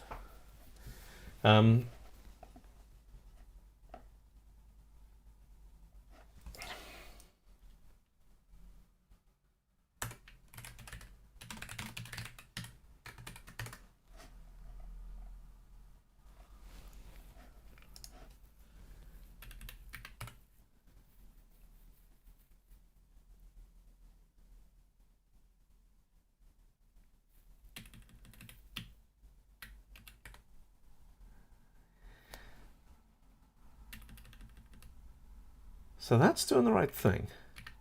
Let the value be the counts at the number. That should be fine. Yep, so that's building the value up. Shout the number with that. Let the counts... Just going to try putting one thing in here. Rock the counts. Let the counts at 999 be 888. Run that. Okay, so that worked.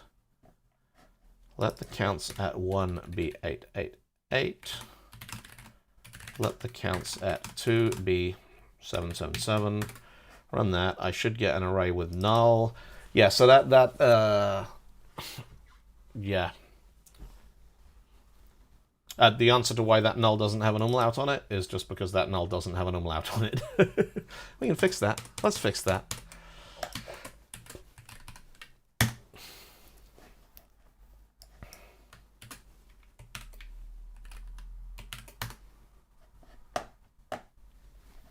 Nope.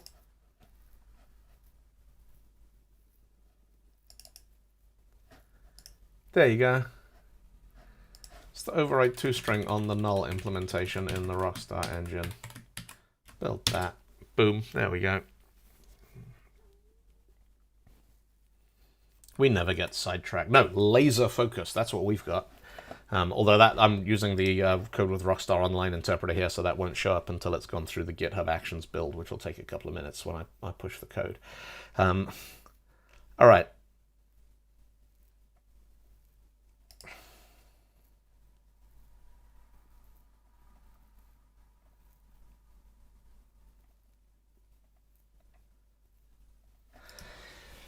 I wonder if we have discovered a bug. I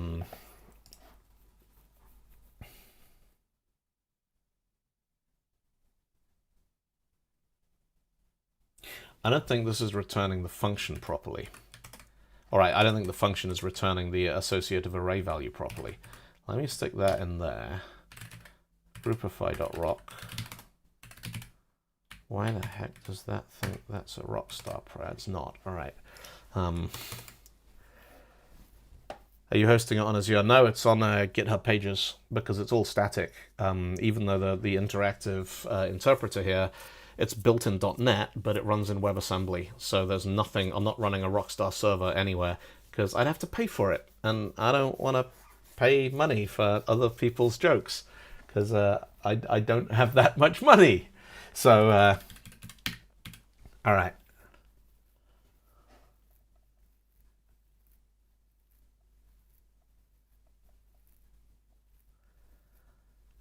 Let the counts at the number.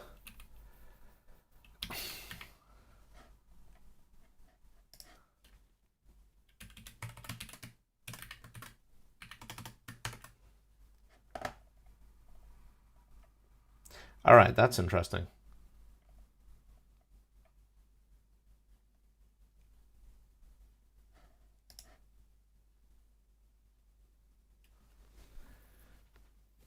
If I debug the counts inside that loop,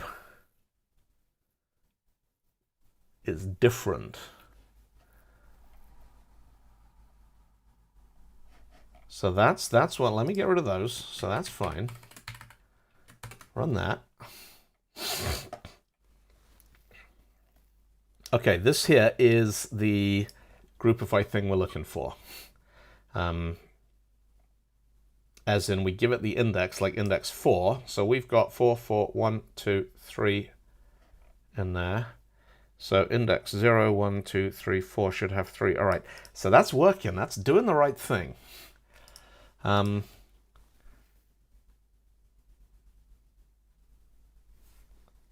It's building the right array. It's just not giving it back properly.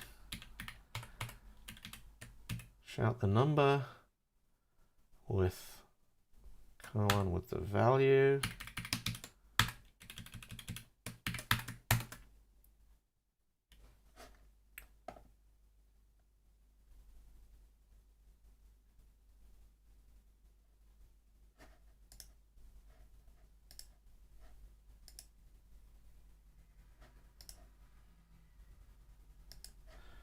So debug the data, that works.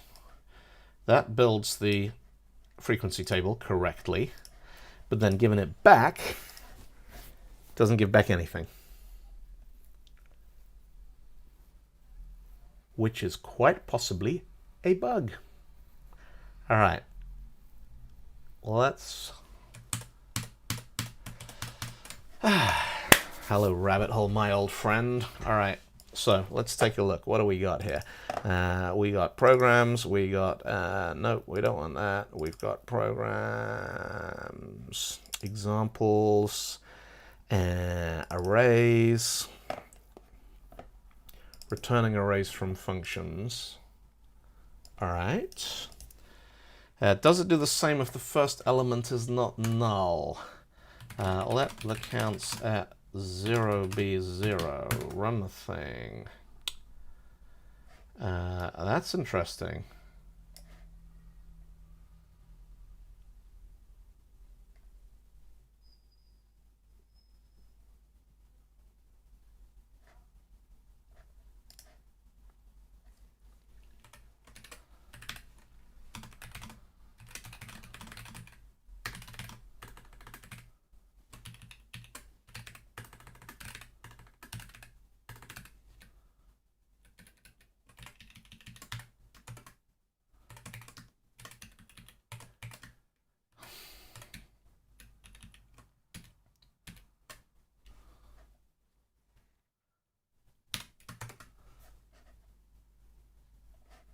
Huh.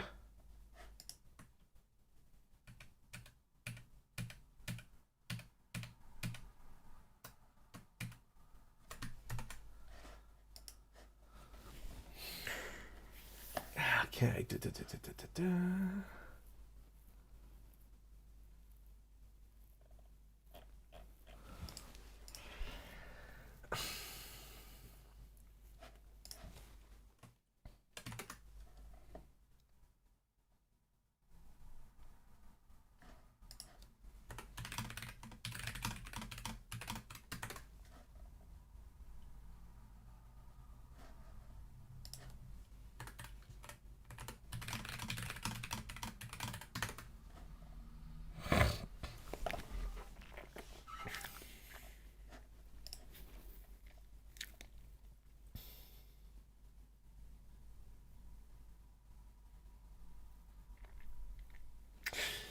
Yeah, so my hunch is what's happening inside here is a bug in the way that the interpreter is assigning values to elements in associative arrays. So let me see, what's the simplest reproduction step that would verify that this thing doesn't work? So let me sling that lot over there, so we got a copy of it. So let's have a function called hash builder takes the key and the value, rock the hash, let the hash at the key be the value, give back the hash, baby. Let the output be hash builder taking foo bar debug the output.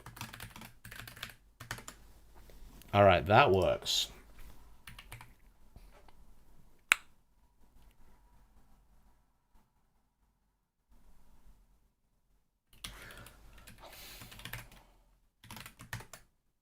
That works.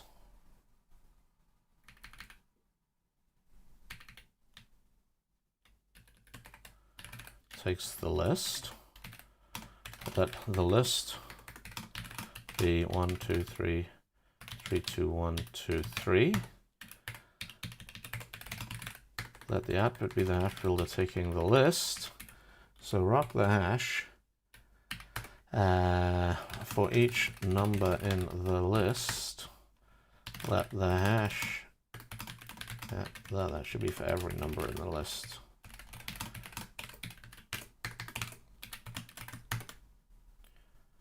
Failed to program. Yeah.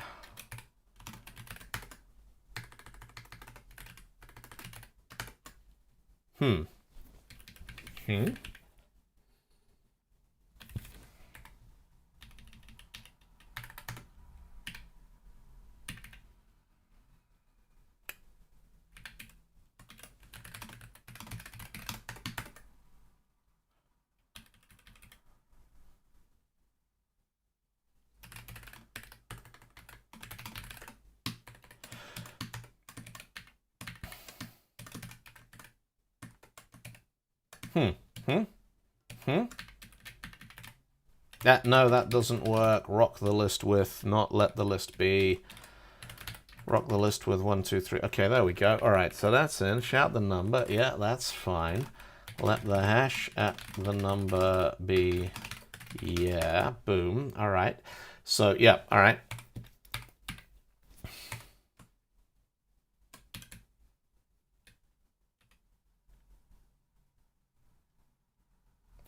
There's something about that. Something about doing the assignment inside the loop is not working properly.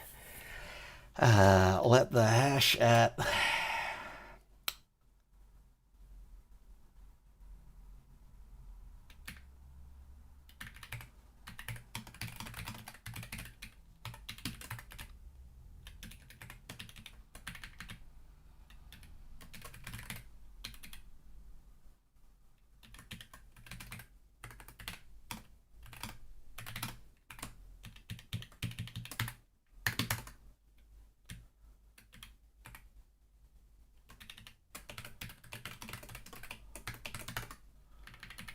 Alright, scrub that.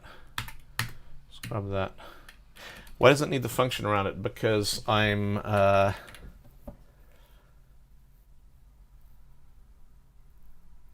was trying to build a function that'll group things, is what I was trying to do. But you're right, we maybe don't need a function for this. I mean, there's a bug here. There's something that should work and hasn't worked. But maybe we can come back to it with a, instead of making it be a function call, let's drop that in there.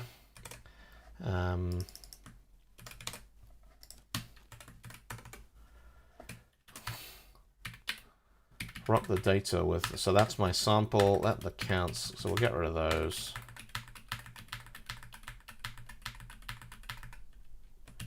Get rid of that. Can't use foreign loops on something that is not an array for every number in the data. All right.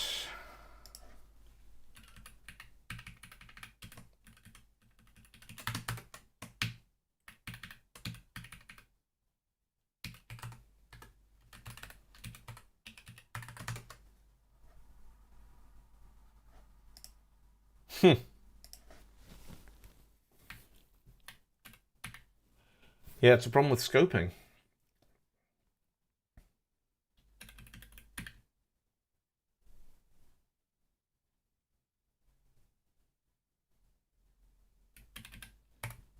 I think it's that.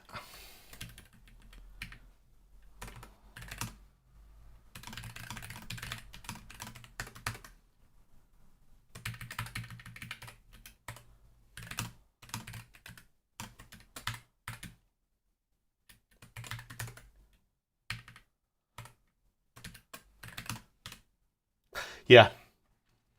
It looks like the so the specific semantics here are if you use put or is on assignment,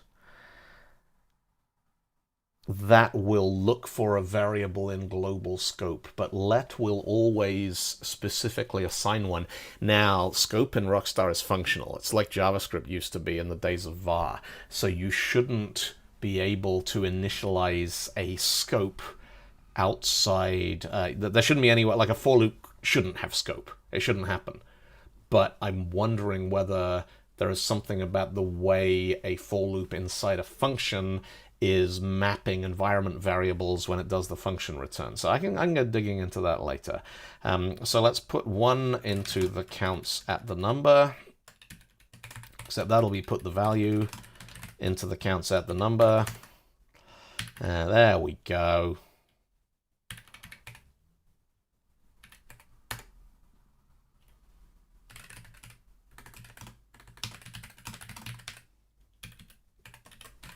Let's see if I can get this to return.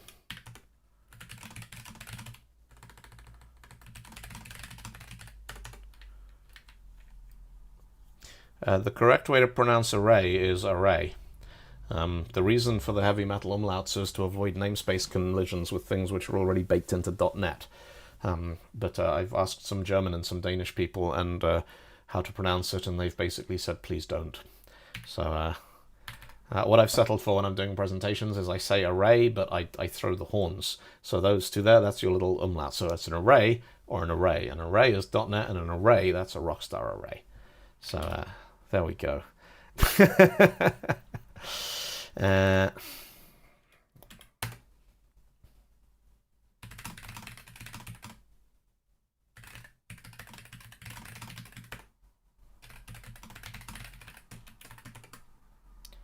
Cool. All right, we got a frequency table. We've got a groupify function, so that works. Okay, so back over here into our Rockstar program. So there's a function, that's groupify.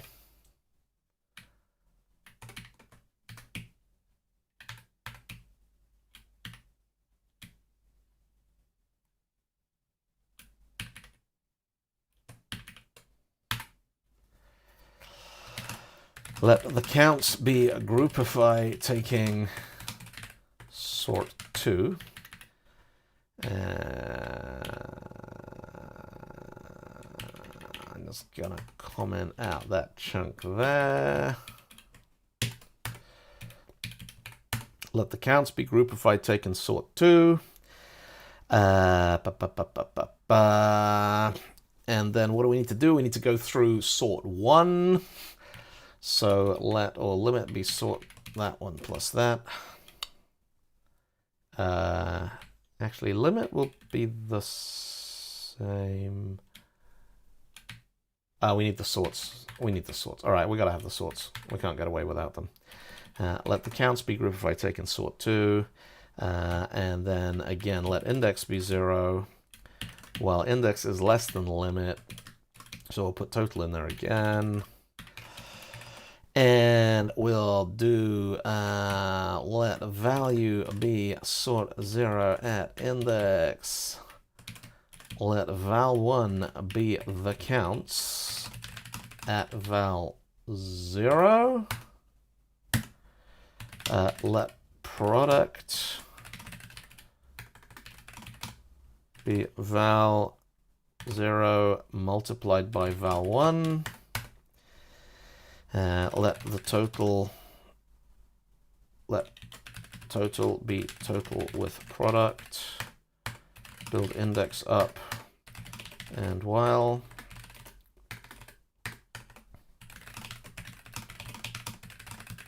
sharp part 2 with total. Right, let's see if that works. No, not get push.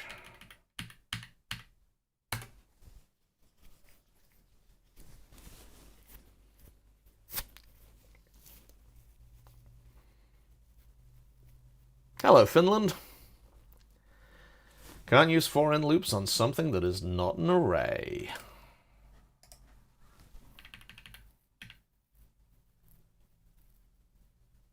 Heh.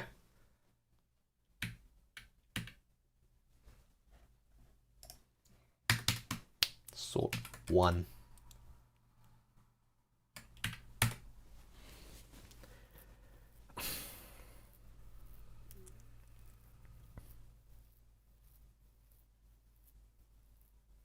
Well, that's interesting.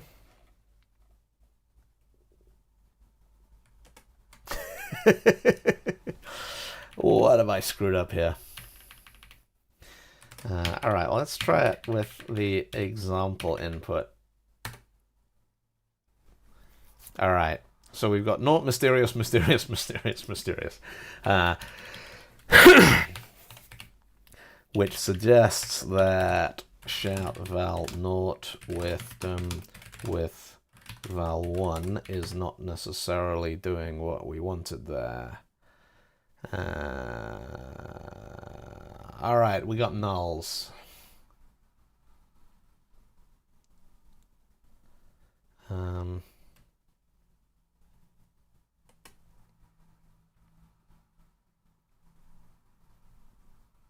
Yeah.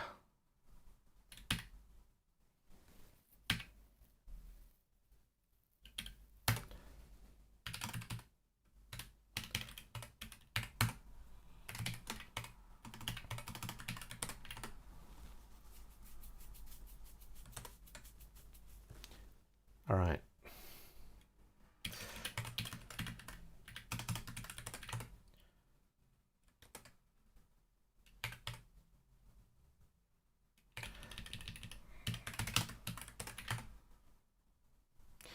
$11 and 31. Was it 31? Let's take a look at the example on here. 31. All right, so let's run that with my input.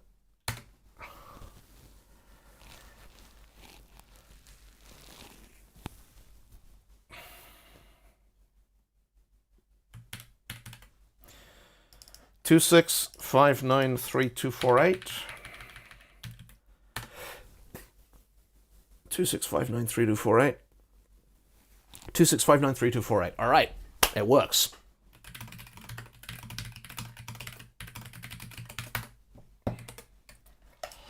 Now let's make it good.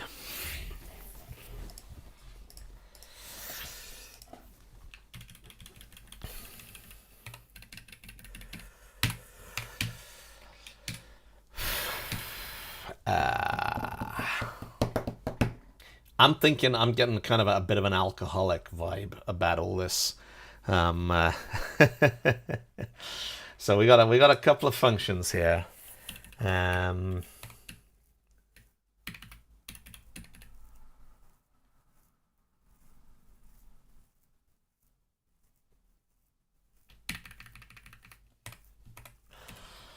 So let's groupify takes the list. So groupify, let's actually, you know what? Let's absolute takes whiskey and soda.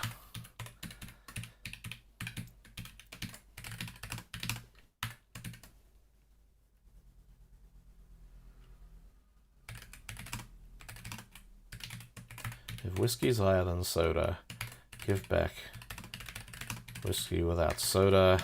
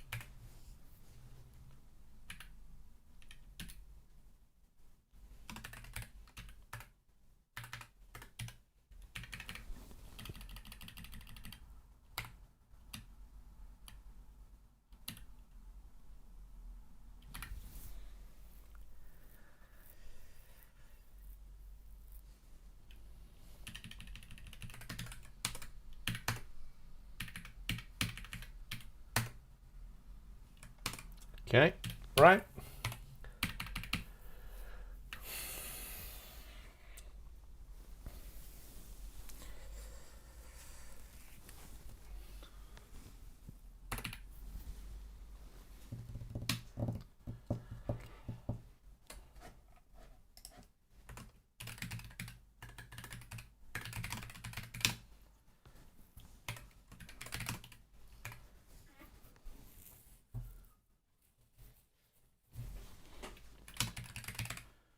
The champagne takes a moment.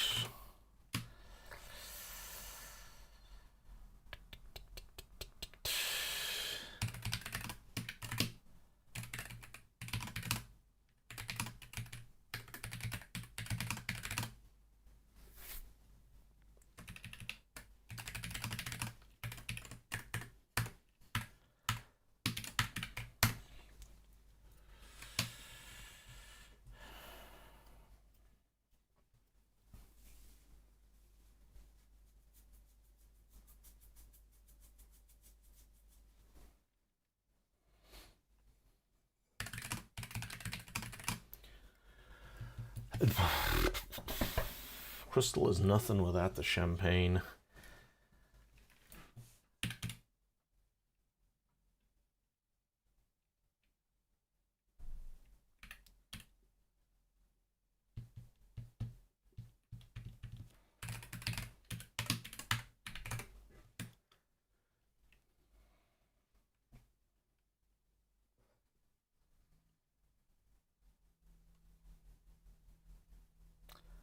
While swapped is true. Tell your memories are nothing.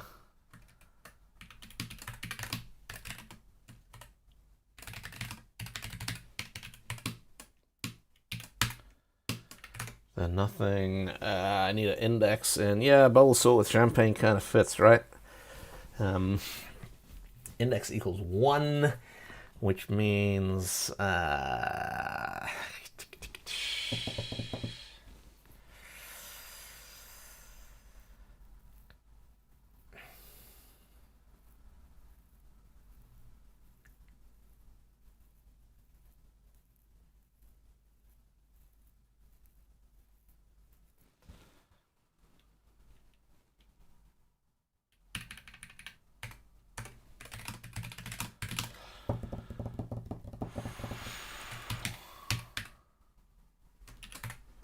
need an 11-letter word.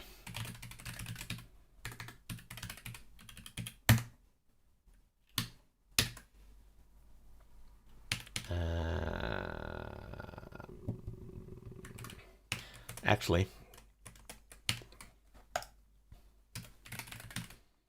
I need a different text editor and an 11-letter word. Dropbox word list dot text. There we go. Control F. Wow. 1, 2, 3, 4, 5, 6, 7, 8, 9, 10, 11. $. Bang. I got a thing on the internet to do this. Somewhere. I think. Yes, I do. There we go. 1, 2, 3, 4, 5, 6, 7, 8, 9, 10. Well, actually, just anything. Dong. Bang. 11. Boom. Go. Run. Give it a second. Come on.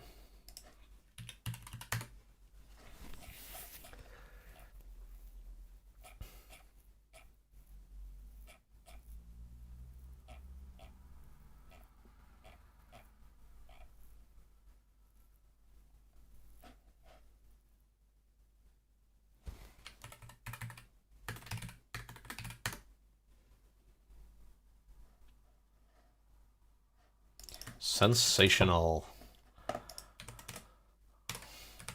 All right, so we're going to plug that in. The answer is sensational, so that initializes the answer. The answer is now 1. Until your memories are nothing. They're nothing.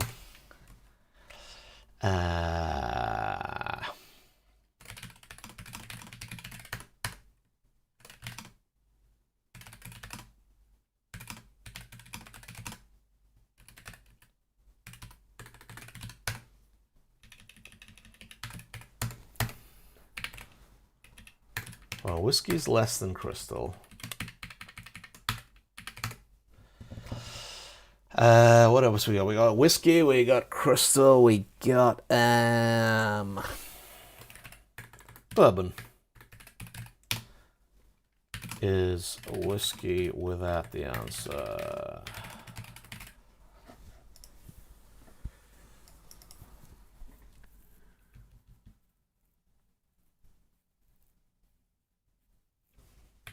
Not the answer, the taste.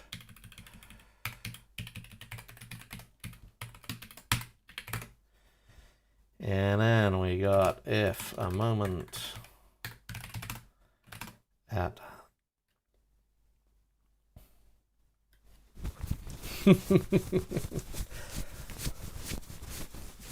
other index.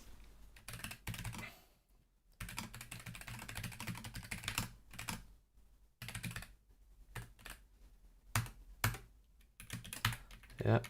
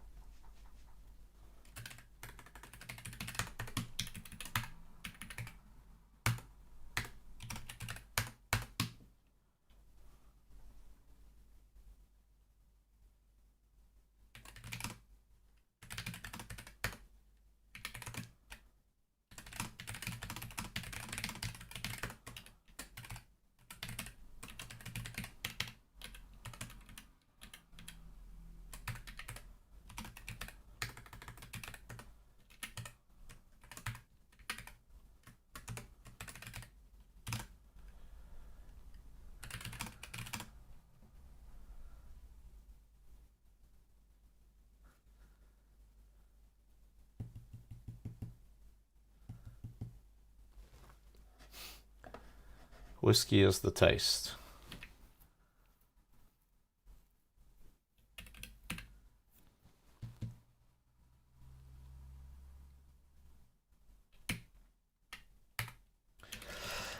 Yeah, give back. What does bubble sort return? Hang on.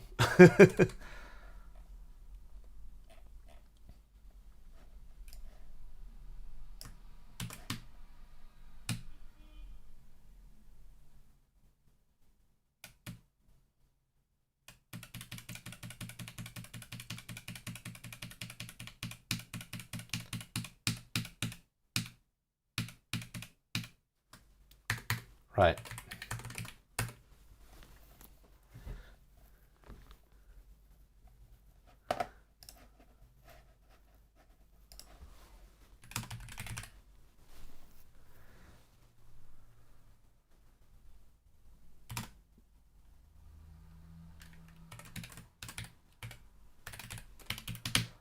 Let's run that through the parser, see if it comes out with anything vaguely reasonable.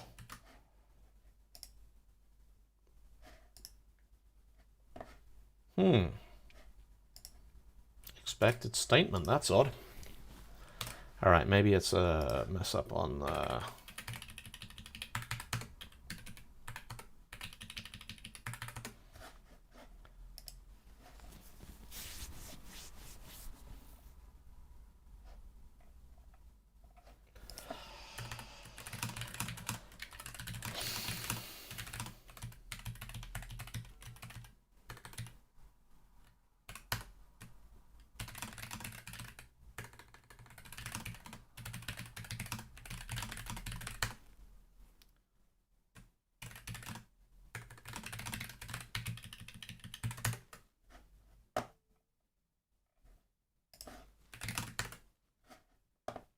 all right.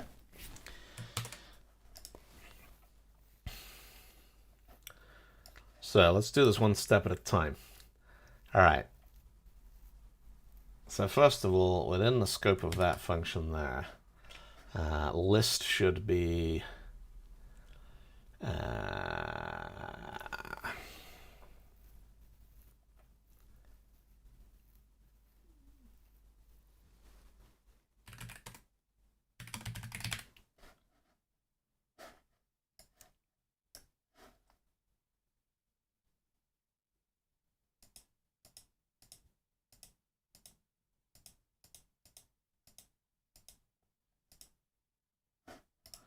right. That's a moment. Let's check that runs.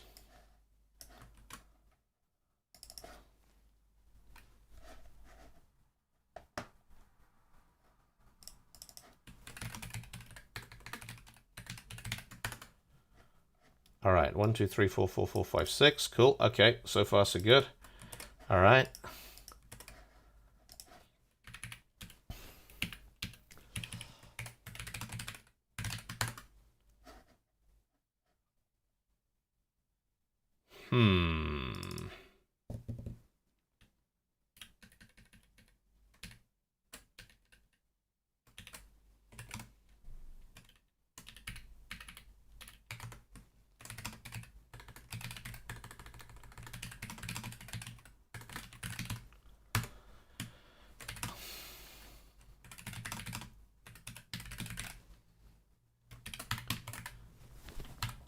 That's weird.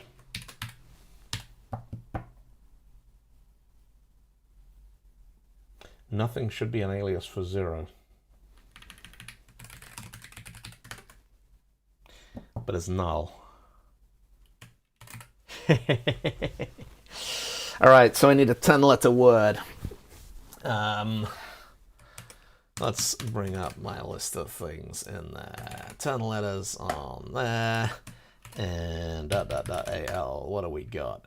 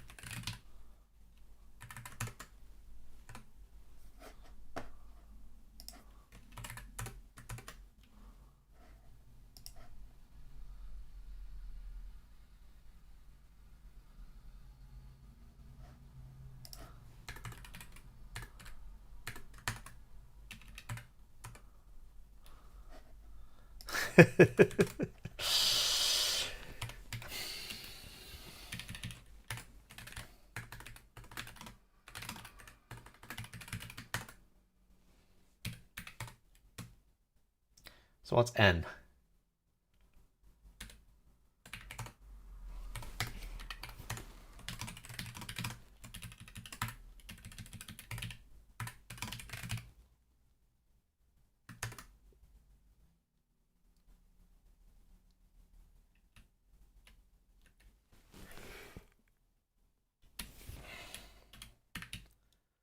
That doesn't matter. That's a comment. That can go. That can go.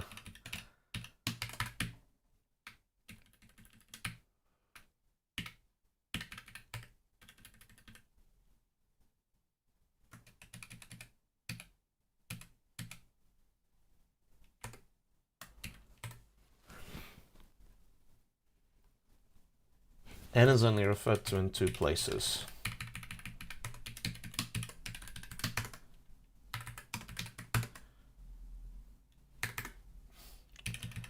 That needs to be a let.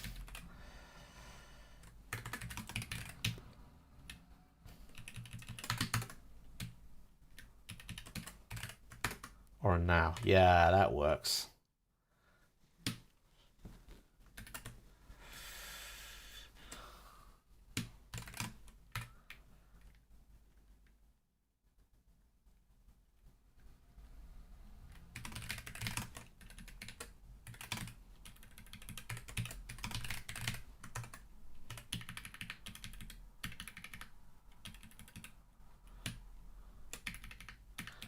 So swapped is true. That can be...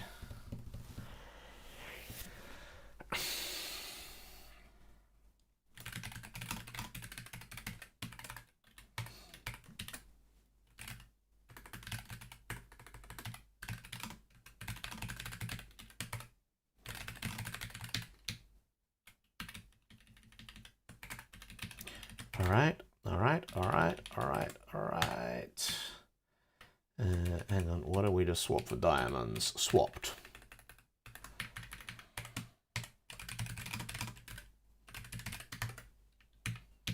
Cool. Stick that somewhere safe.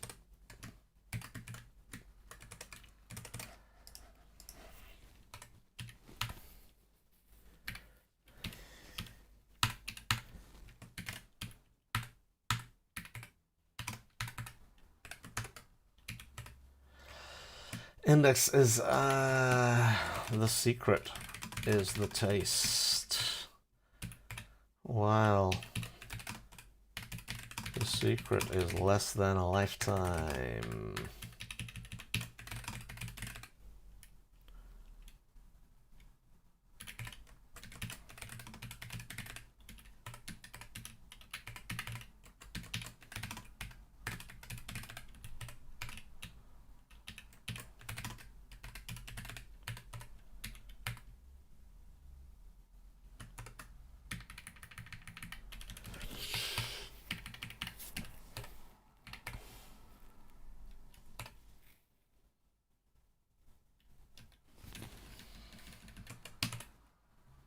It's not the secret, it's midnight. That's what I'm going to do.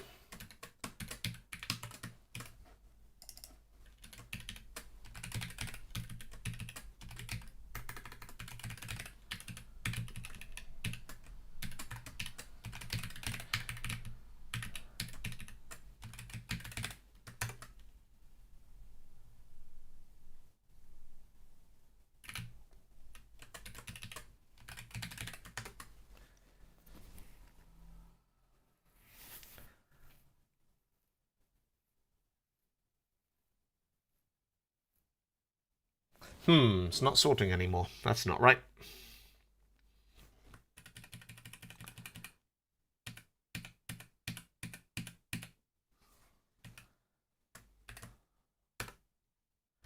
Okay.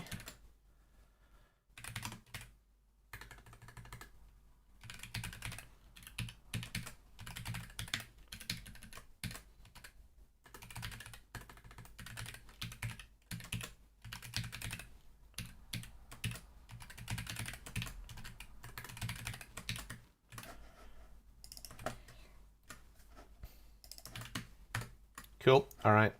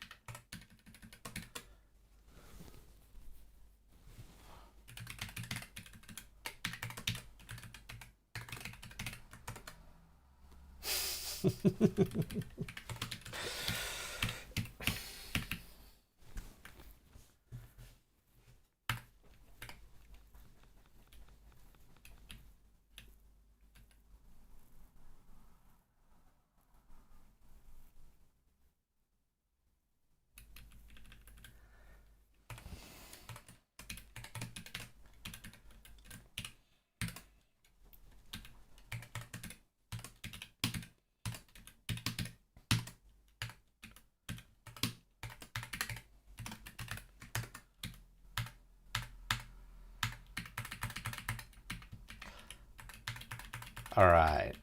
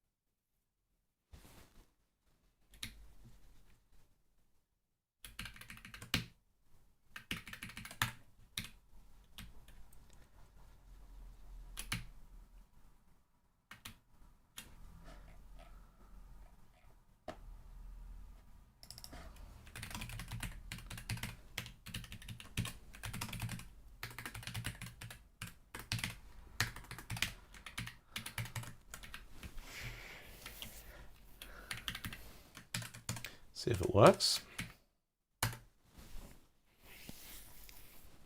Hmm.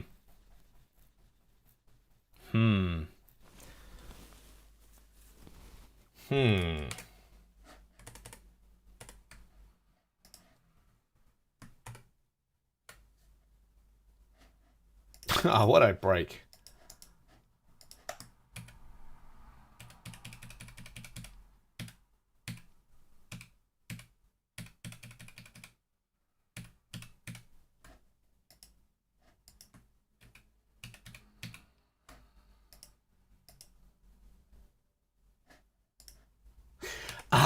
Stupid. So that line there, diamonds are forever, baby, triggers poetic literal parsing, which means that yeah, needs to be on the next line, because otherwise it thinks it's part of the... I'm basically assigning diamonds here just to be a number that isn't 0, so I can use anything that kind of works and rhymes and stuff. There we go, cool. All right, that works.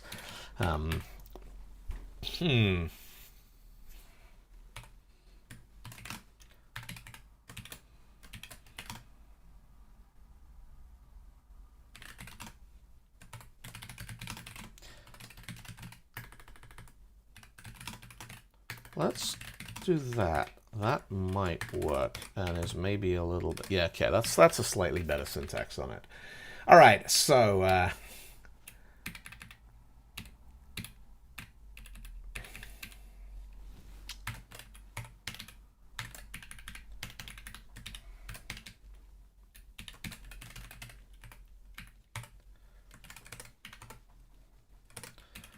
all right, we got a champagne, we got absolute whiskey and soda. Let's rebuild Groupify.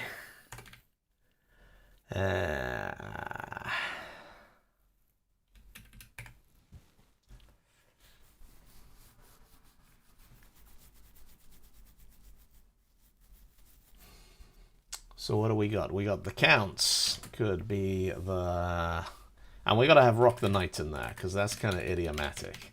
So if the counts at the number... So let's find counts and replace it with night everywhere that it appears.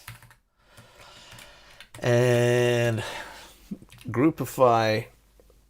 Let's come up with a slightly more interesting name for that function. And it's got to take something. Or it wants something.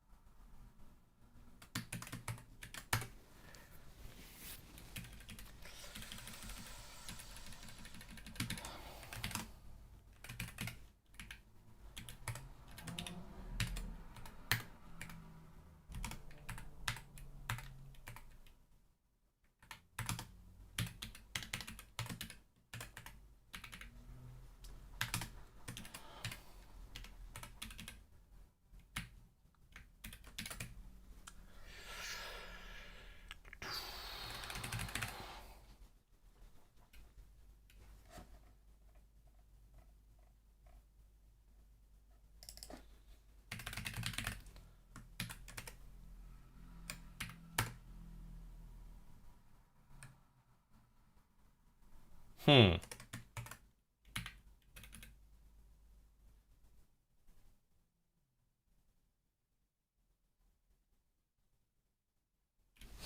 Hmm. What did I do wrong? Let's grab that and parse that and see if we get a valid parse off that. Parse. Failed to parse program. What have I messed up? Eternity wants the sky. Eternity takes the sky? Nope.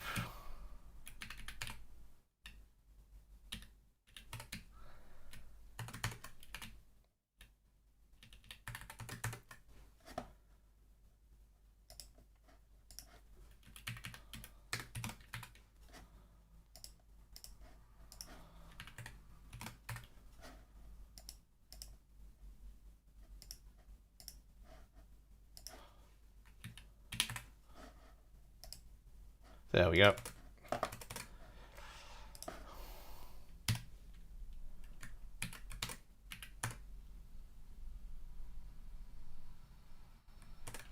Crap. Broke it.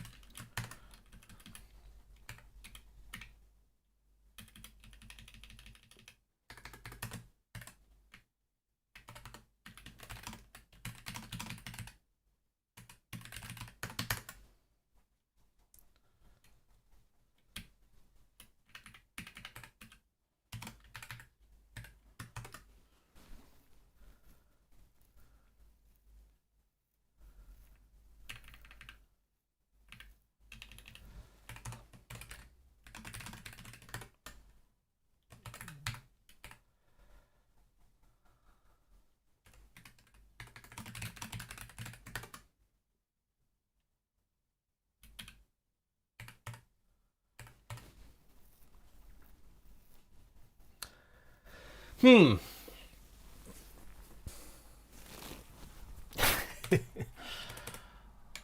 Fun and games. All right.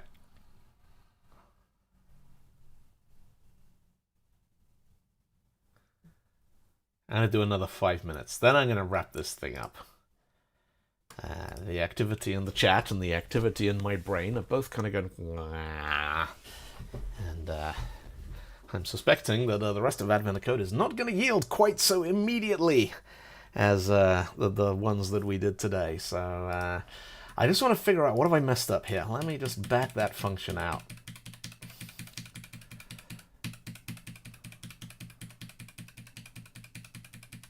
Right.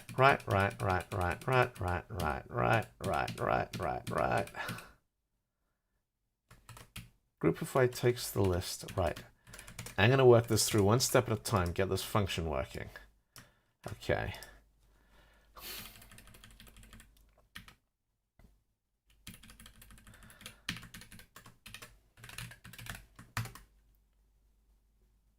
Null 1, 1, 2, 3. Okay, that is correct. That is in fact what we want. So groupify takes the list, could be groupify wants the list. Okay, that's still good. The list is now the sky. That's still good. For every number in the sky is now going to become for every shadow on the sky. Shadow, shadow, shadow, shadow. Run it. That still works. Put 1 is going to be the taste. Boom. Okay, that still works.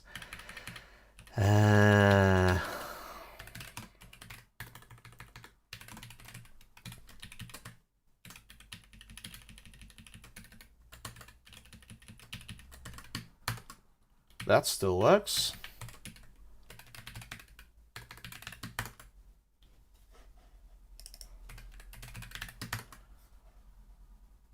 That still works.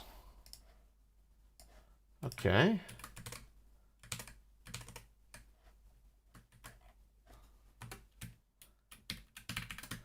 We'll move those two out.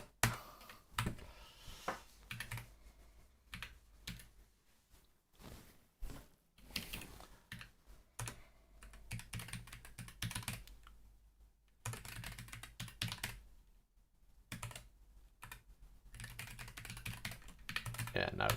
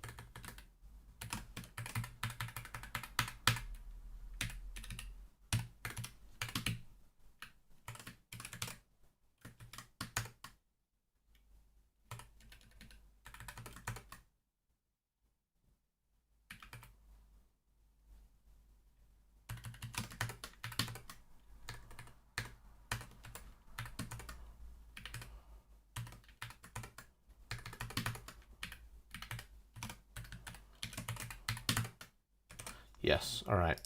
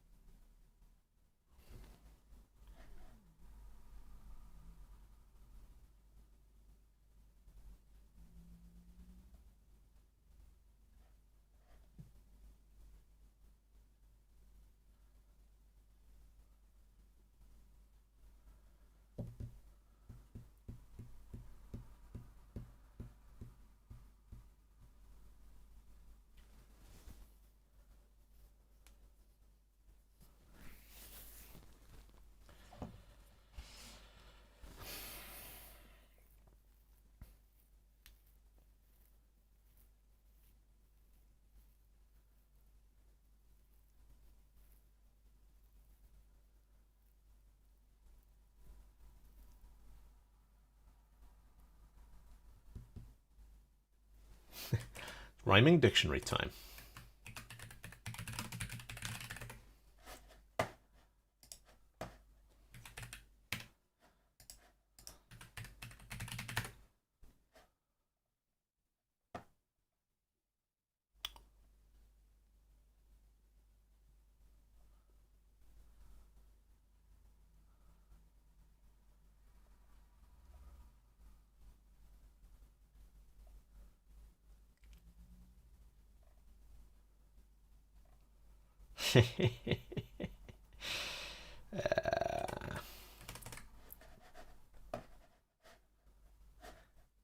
I know what. I know what. I know what.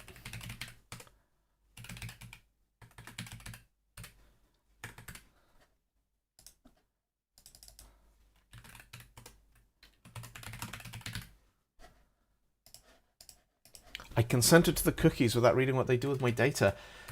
I too like to live dangerously. Right, the separator is gonna be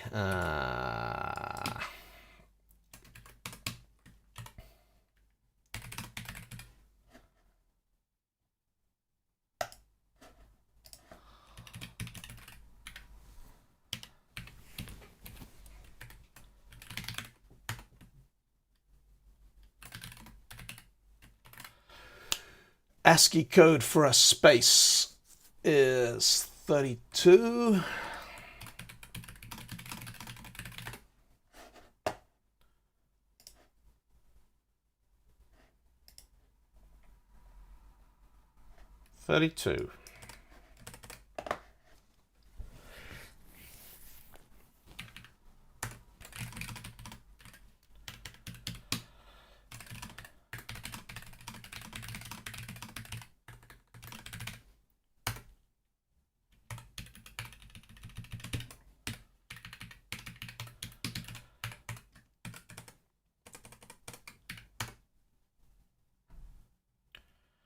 Only strings can be split. What do you mean only strings can be split?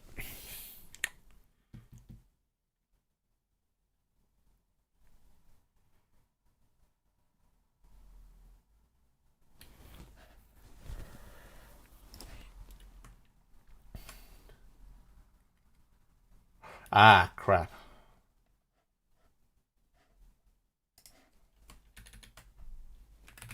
Yeah.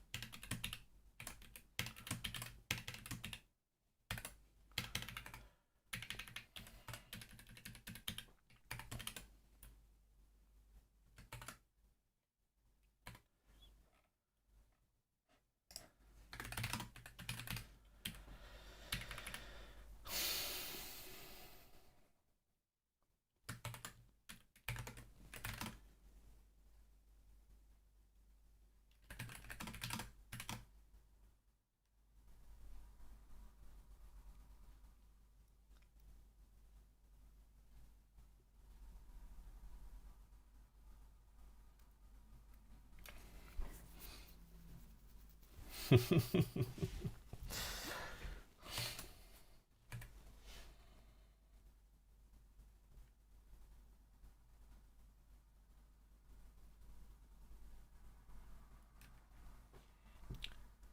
need a 10-letter word that ends a sentence.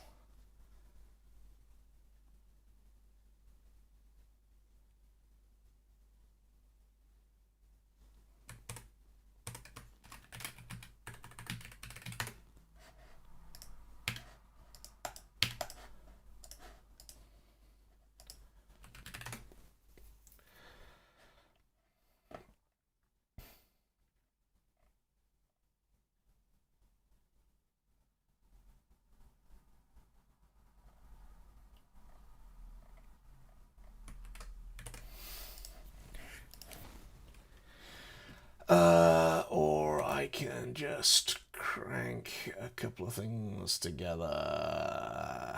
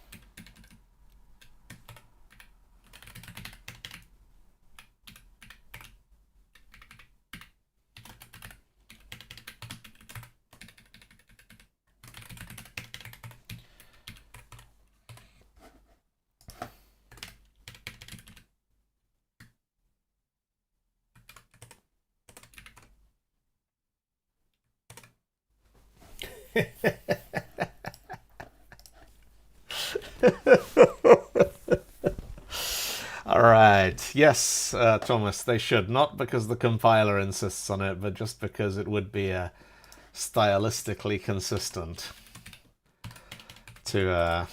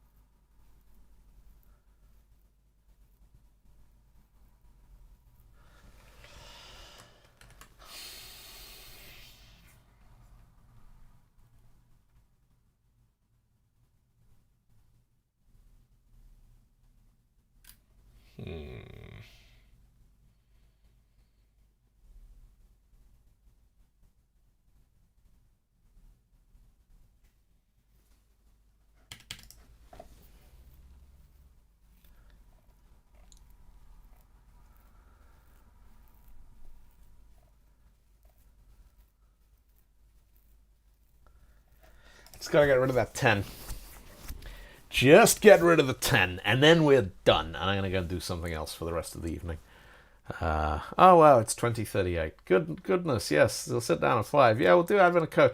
To be fair, the C# bit only took like 20 minutes to get all the cameras working, and then probably, I don't know, what, half an hour to solve part 1 and 2 in C#.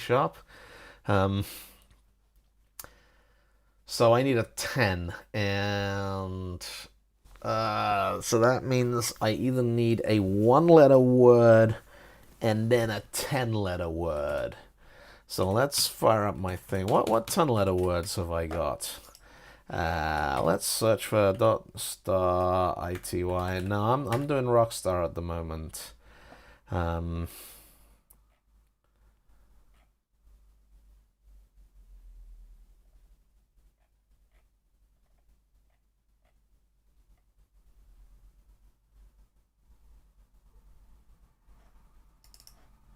University? No, that won't work.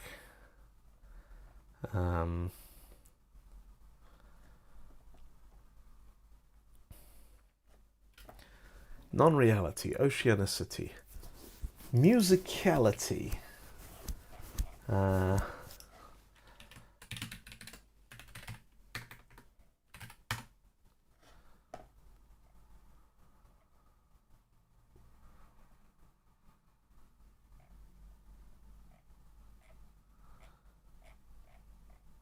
I may dabble if there's. So I tend to pick up logo if there's anything in Advent Code which is like kind of geometric. It's got things moving north, south, east, west, that kind of thing.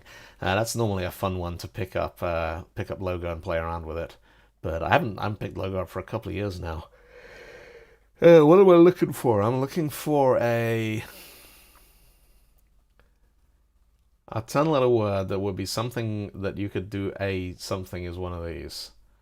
A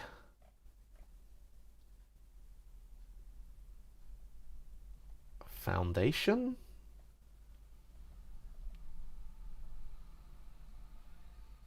Exaltation. There it is. No, it's got to be an. Exaltation would have been brilliant. A demolition. A deposition, a decimation, a dedication. That'll do.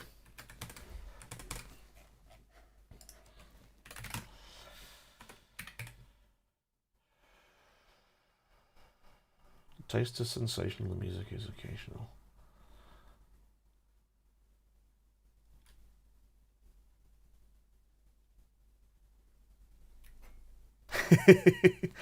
So this is a little tool that I stuck on my website, which literally has, I think it's got about 450,000 English words in it.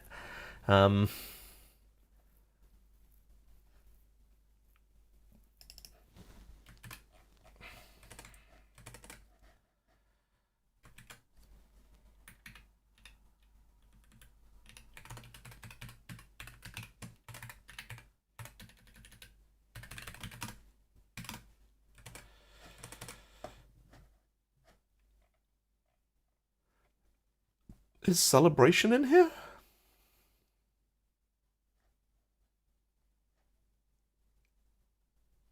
No, it's too long. But hang on.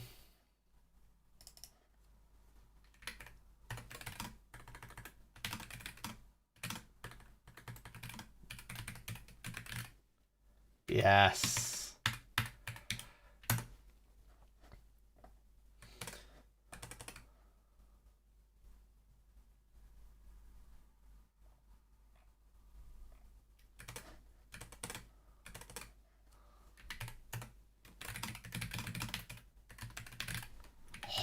Beautiful.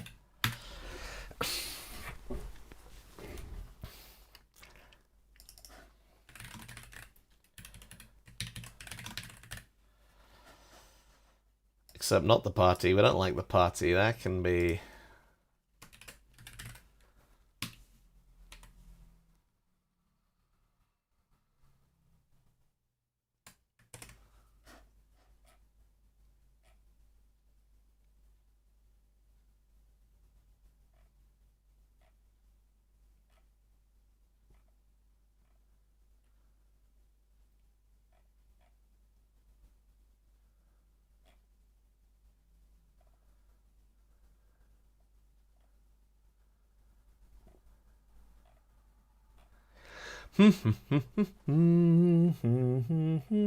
Let's restrict it to the Asians. It is a shame conflagration is too long.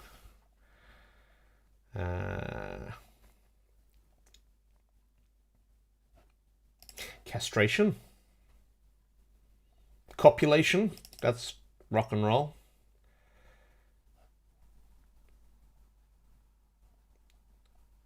Derivation, deviation, oh.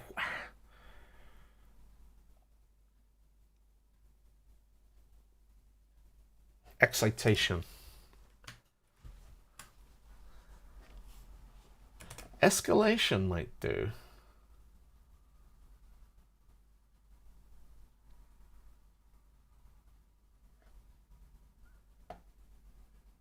No. The taste is celebration, the music is exaltation, the fire is a detonation. I just need something else for the fire. That one's got to start with a consonant because it's got to have an A, because the A's got to be the digit 1, and then that's got to be a 10-letter word, so it comes out as a digit 0.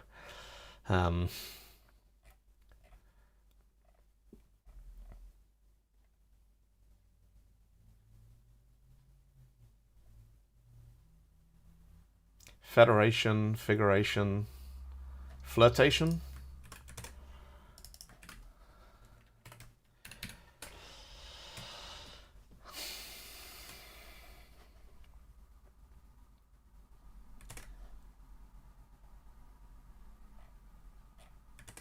And now we just need the something as a flirtation. That's got to be something that you can burn things with.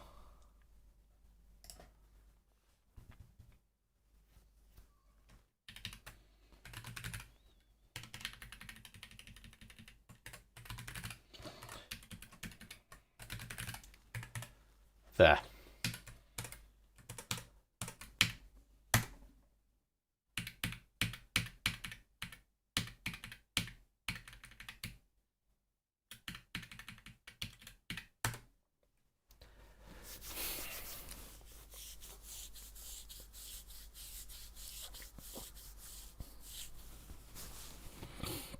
There we go. That's it. Done. Day 1 in C# and in Rockstar. I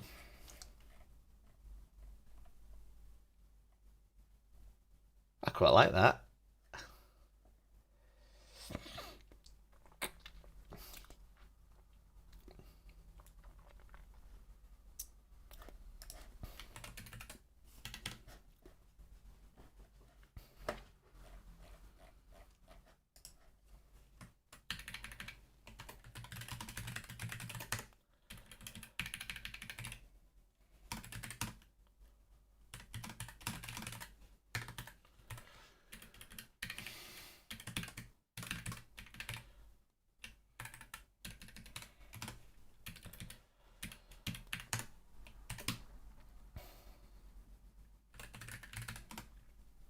Now sing it. Nah, not this time. I'm tired.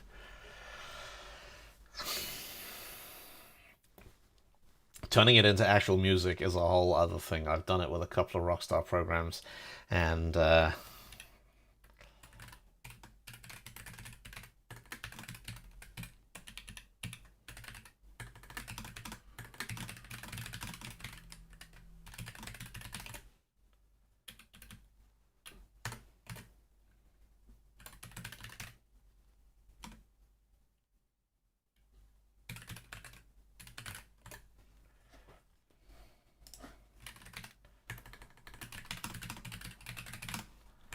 we'll see. If I get a couple of good lyrics out of the sort of Advent of Code type stuff, then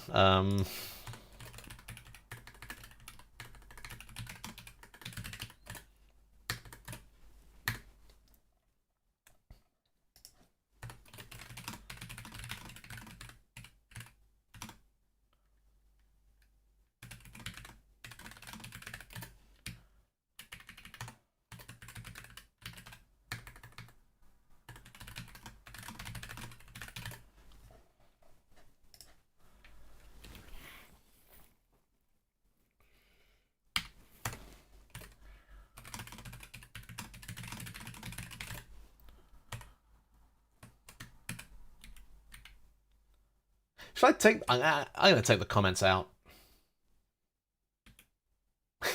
I think it's probably more exciting if it doesn't have the comments in it. Yeah, people can figure it out.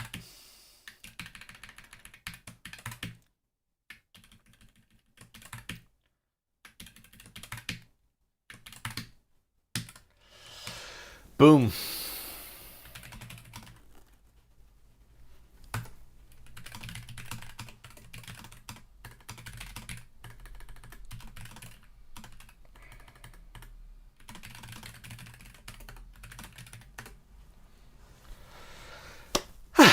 Thank you for tuning in, folks. That was fun. Once we figured out a couple of little details along the way.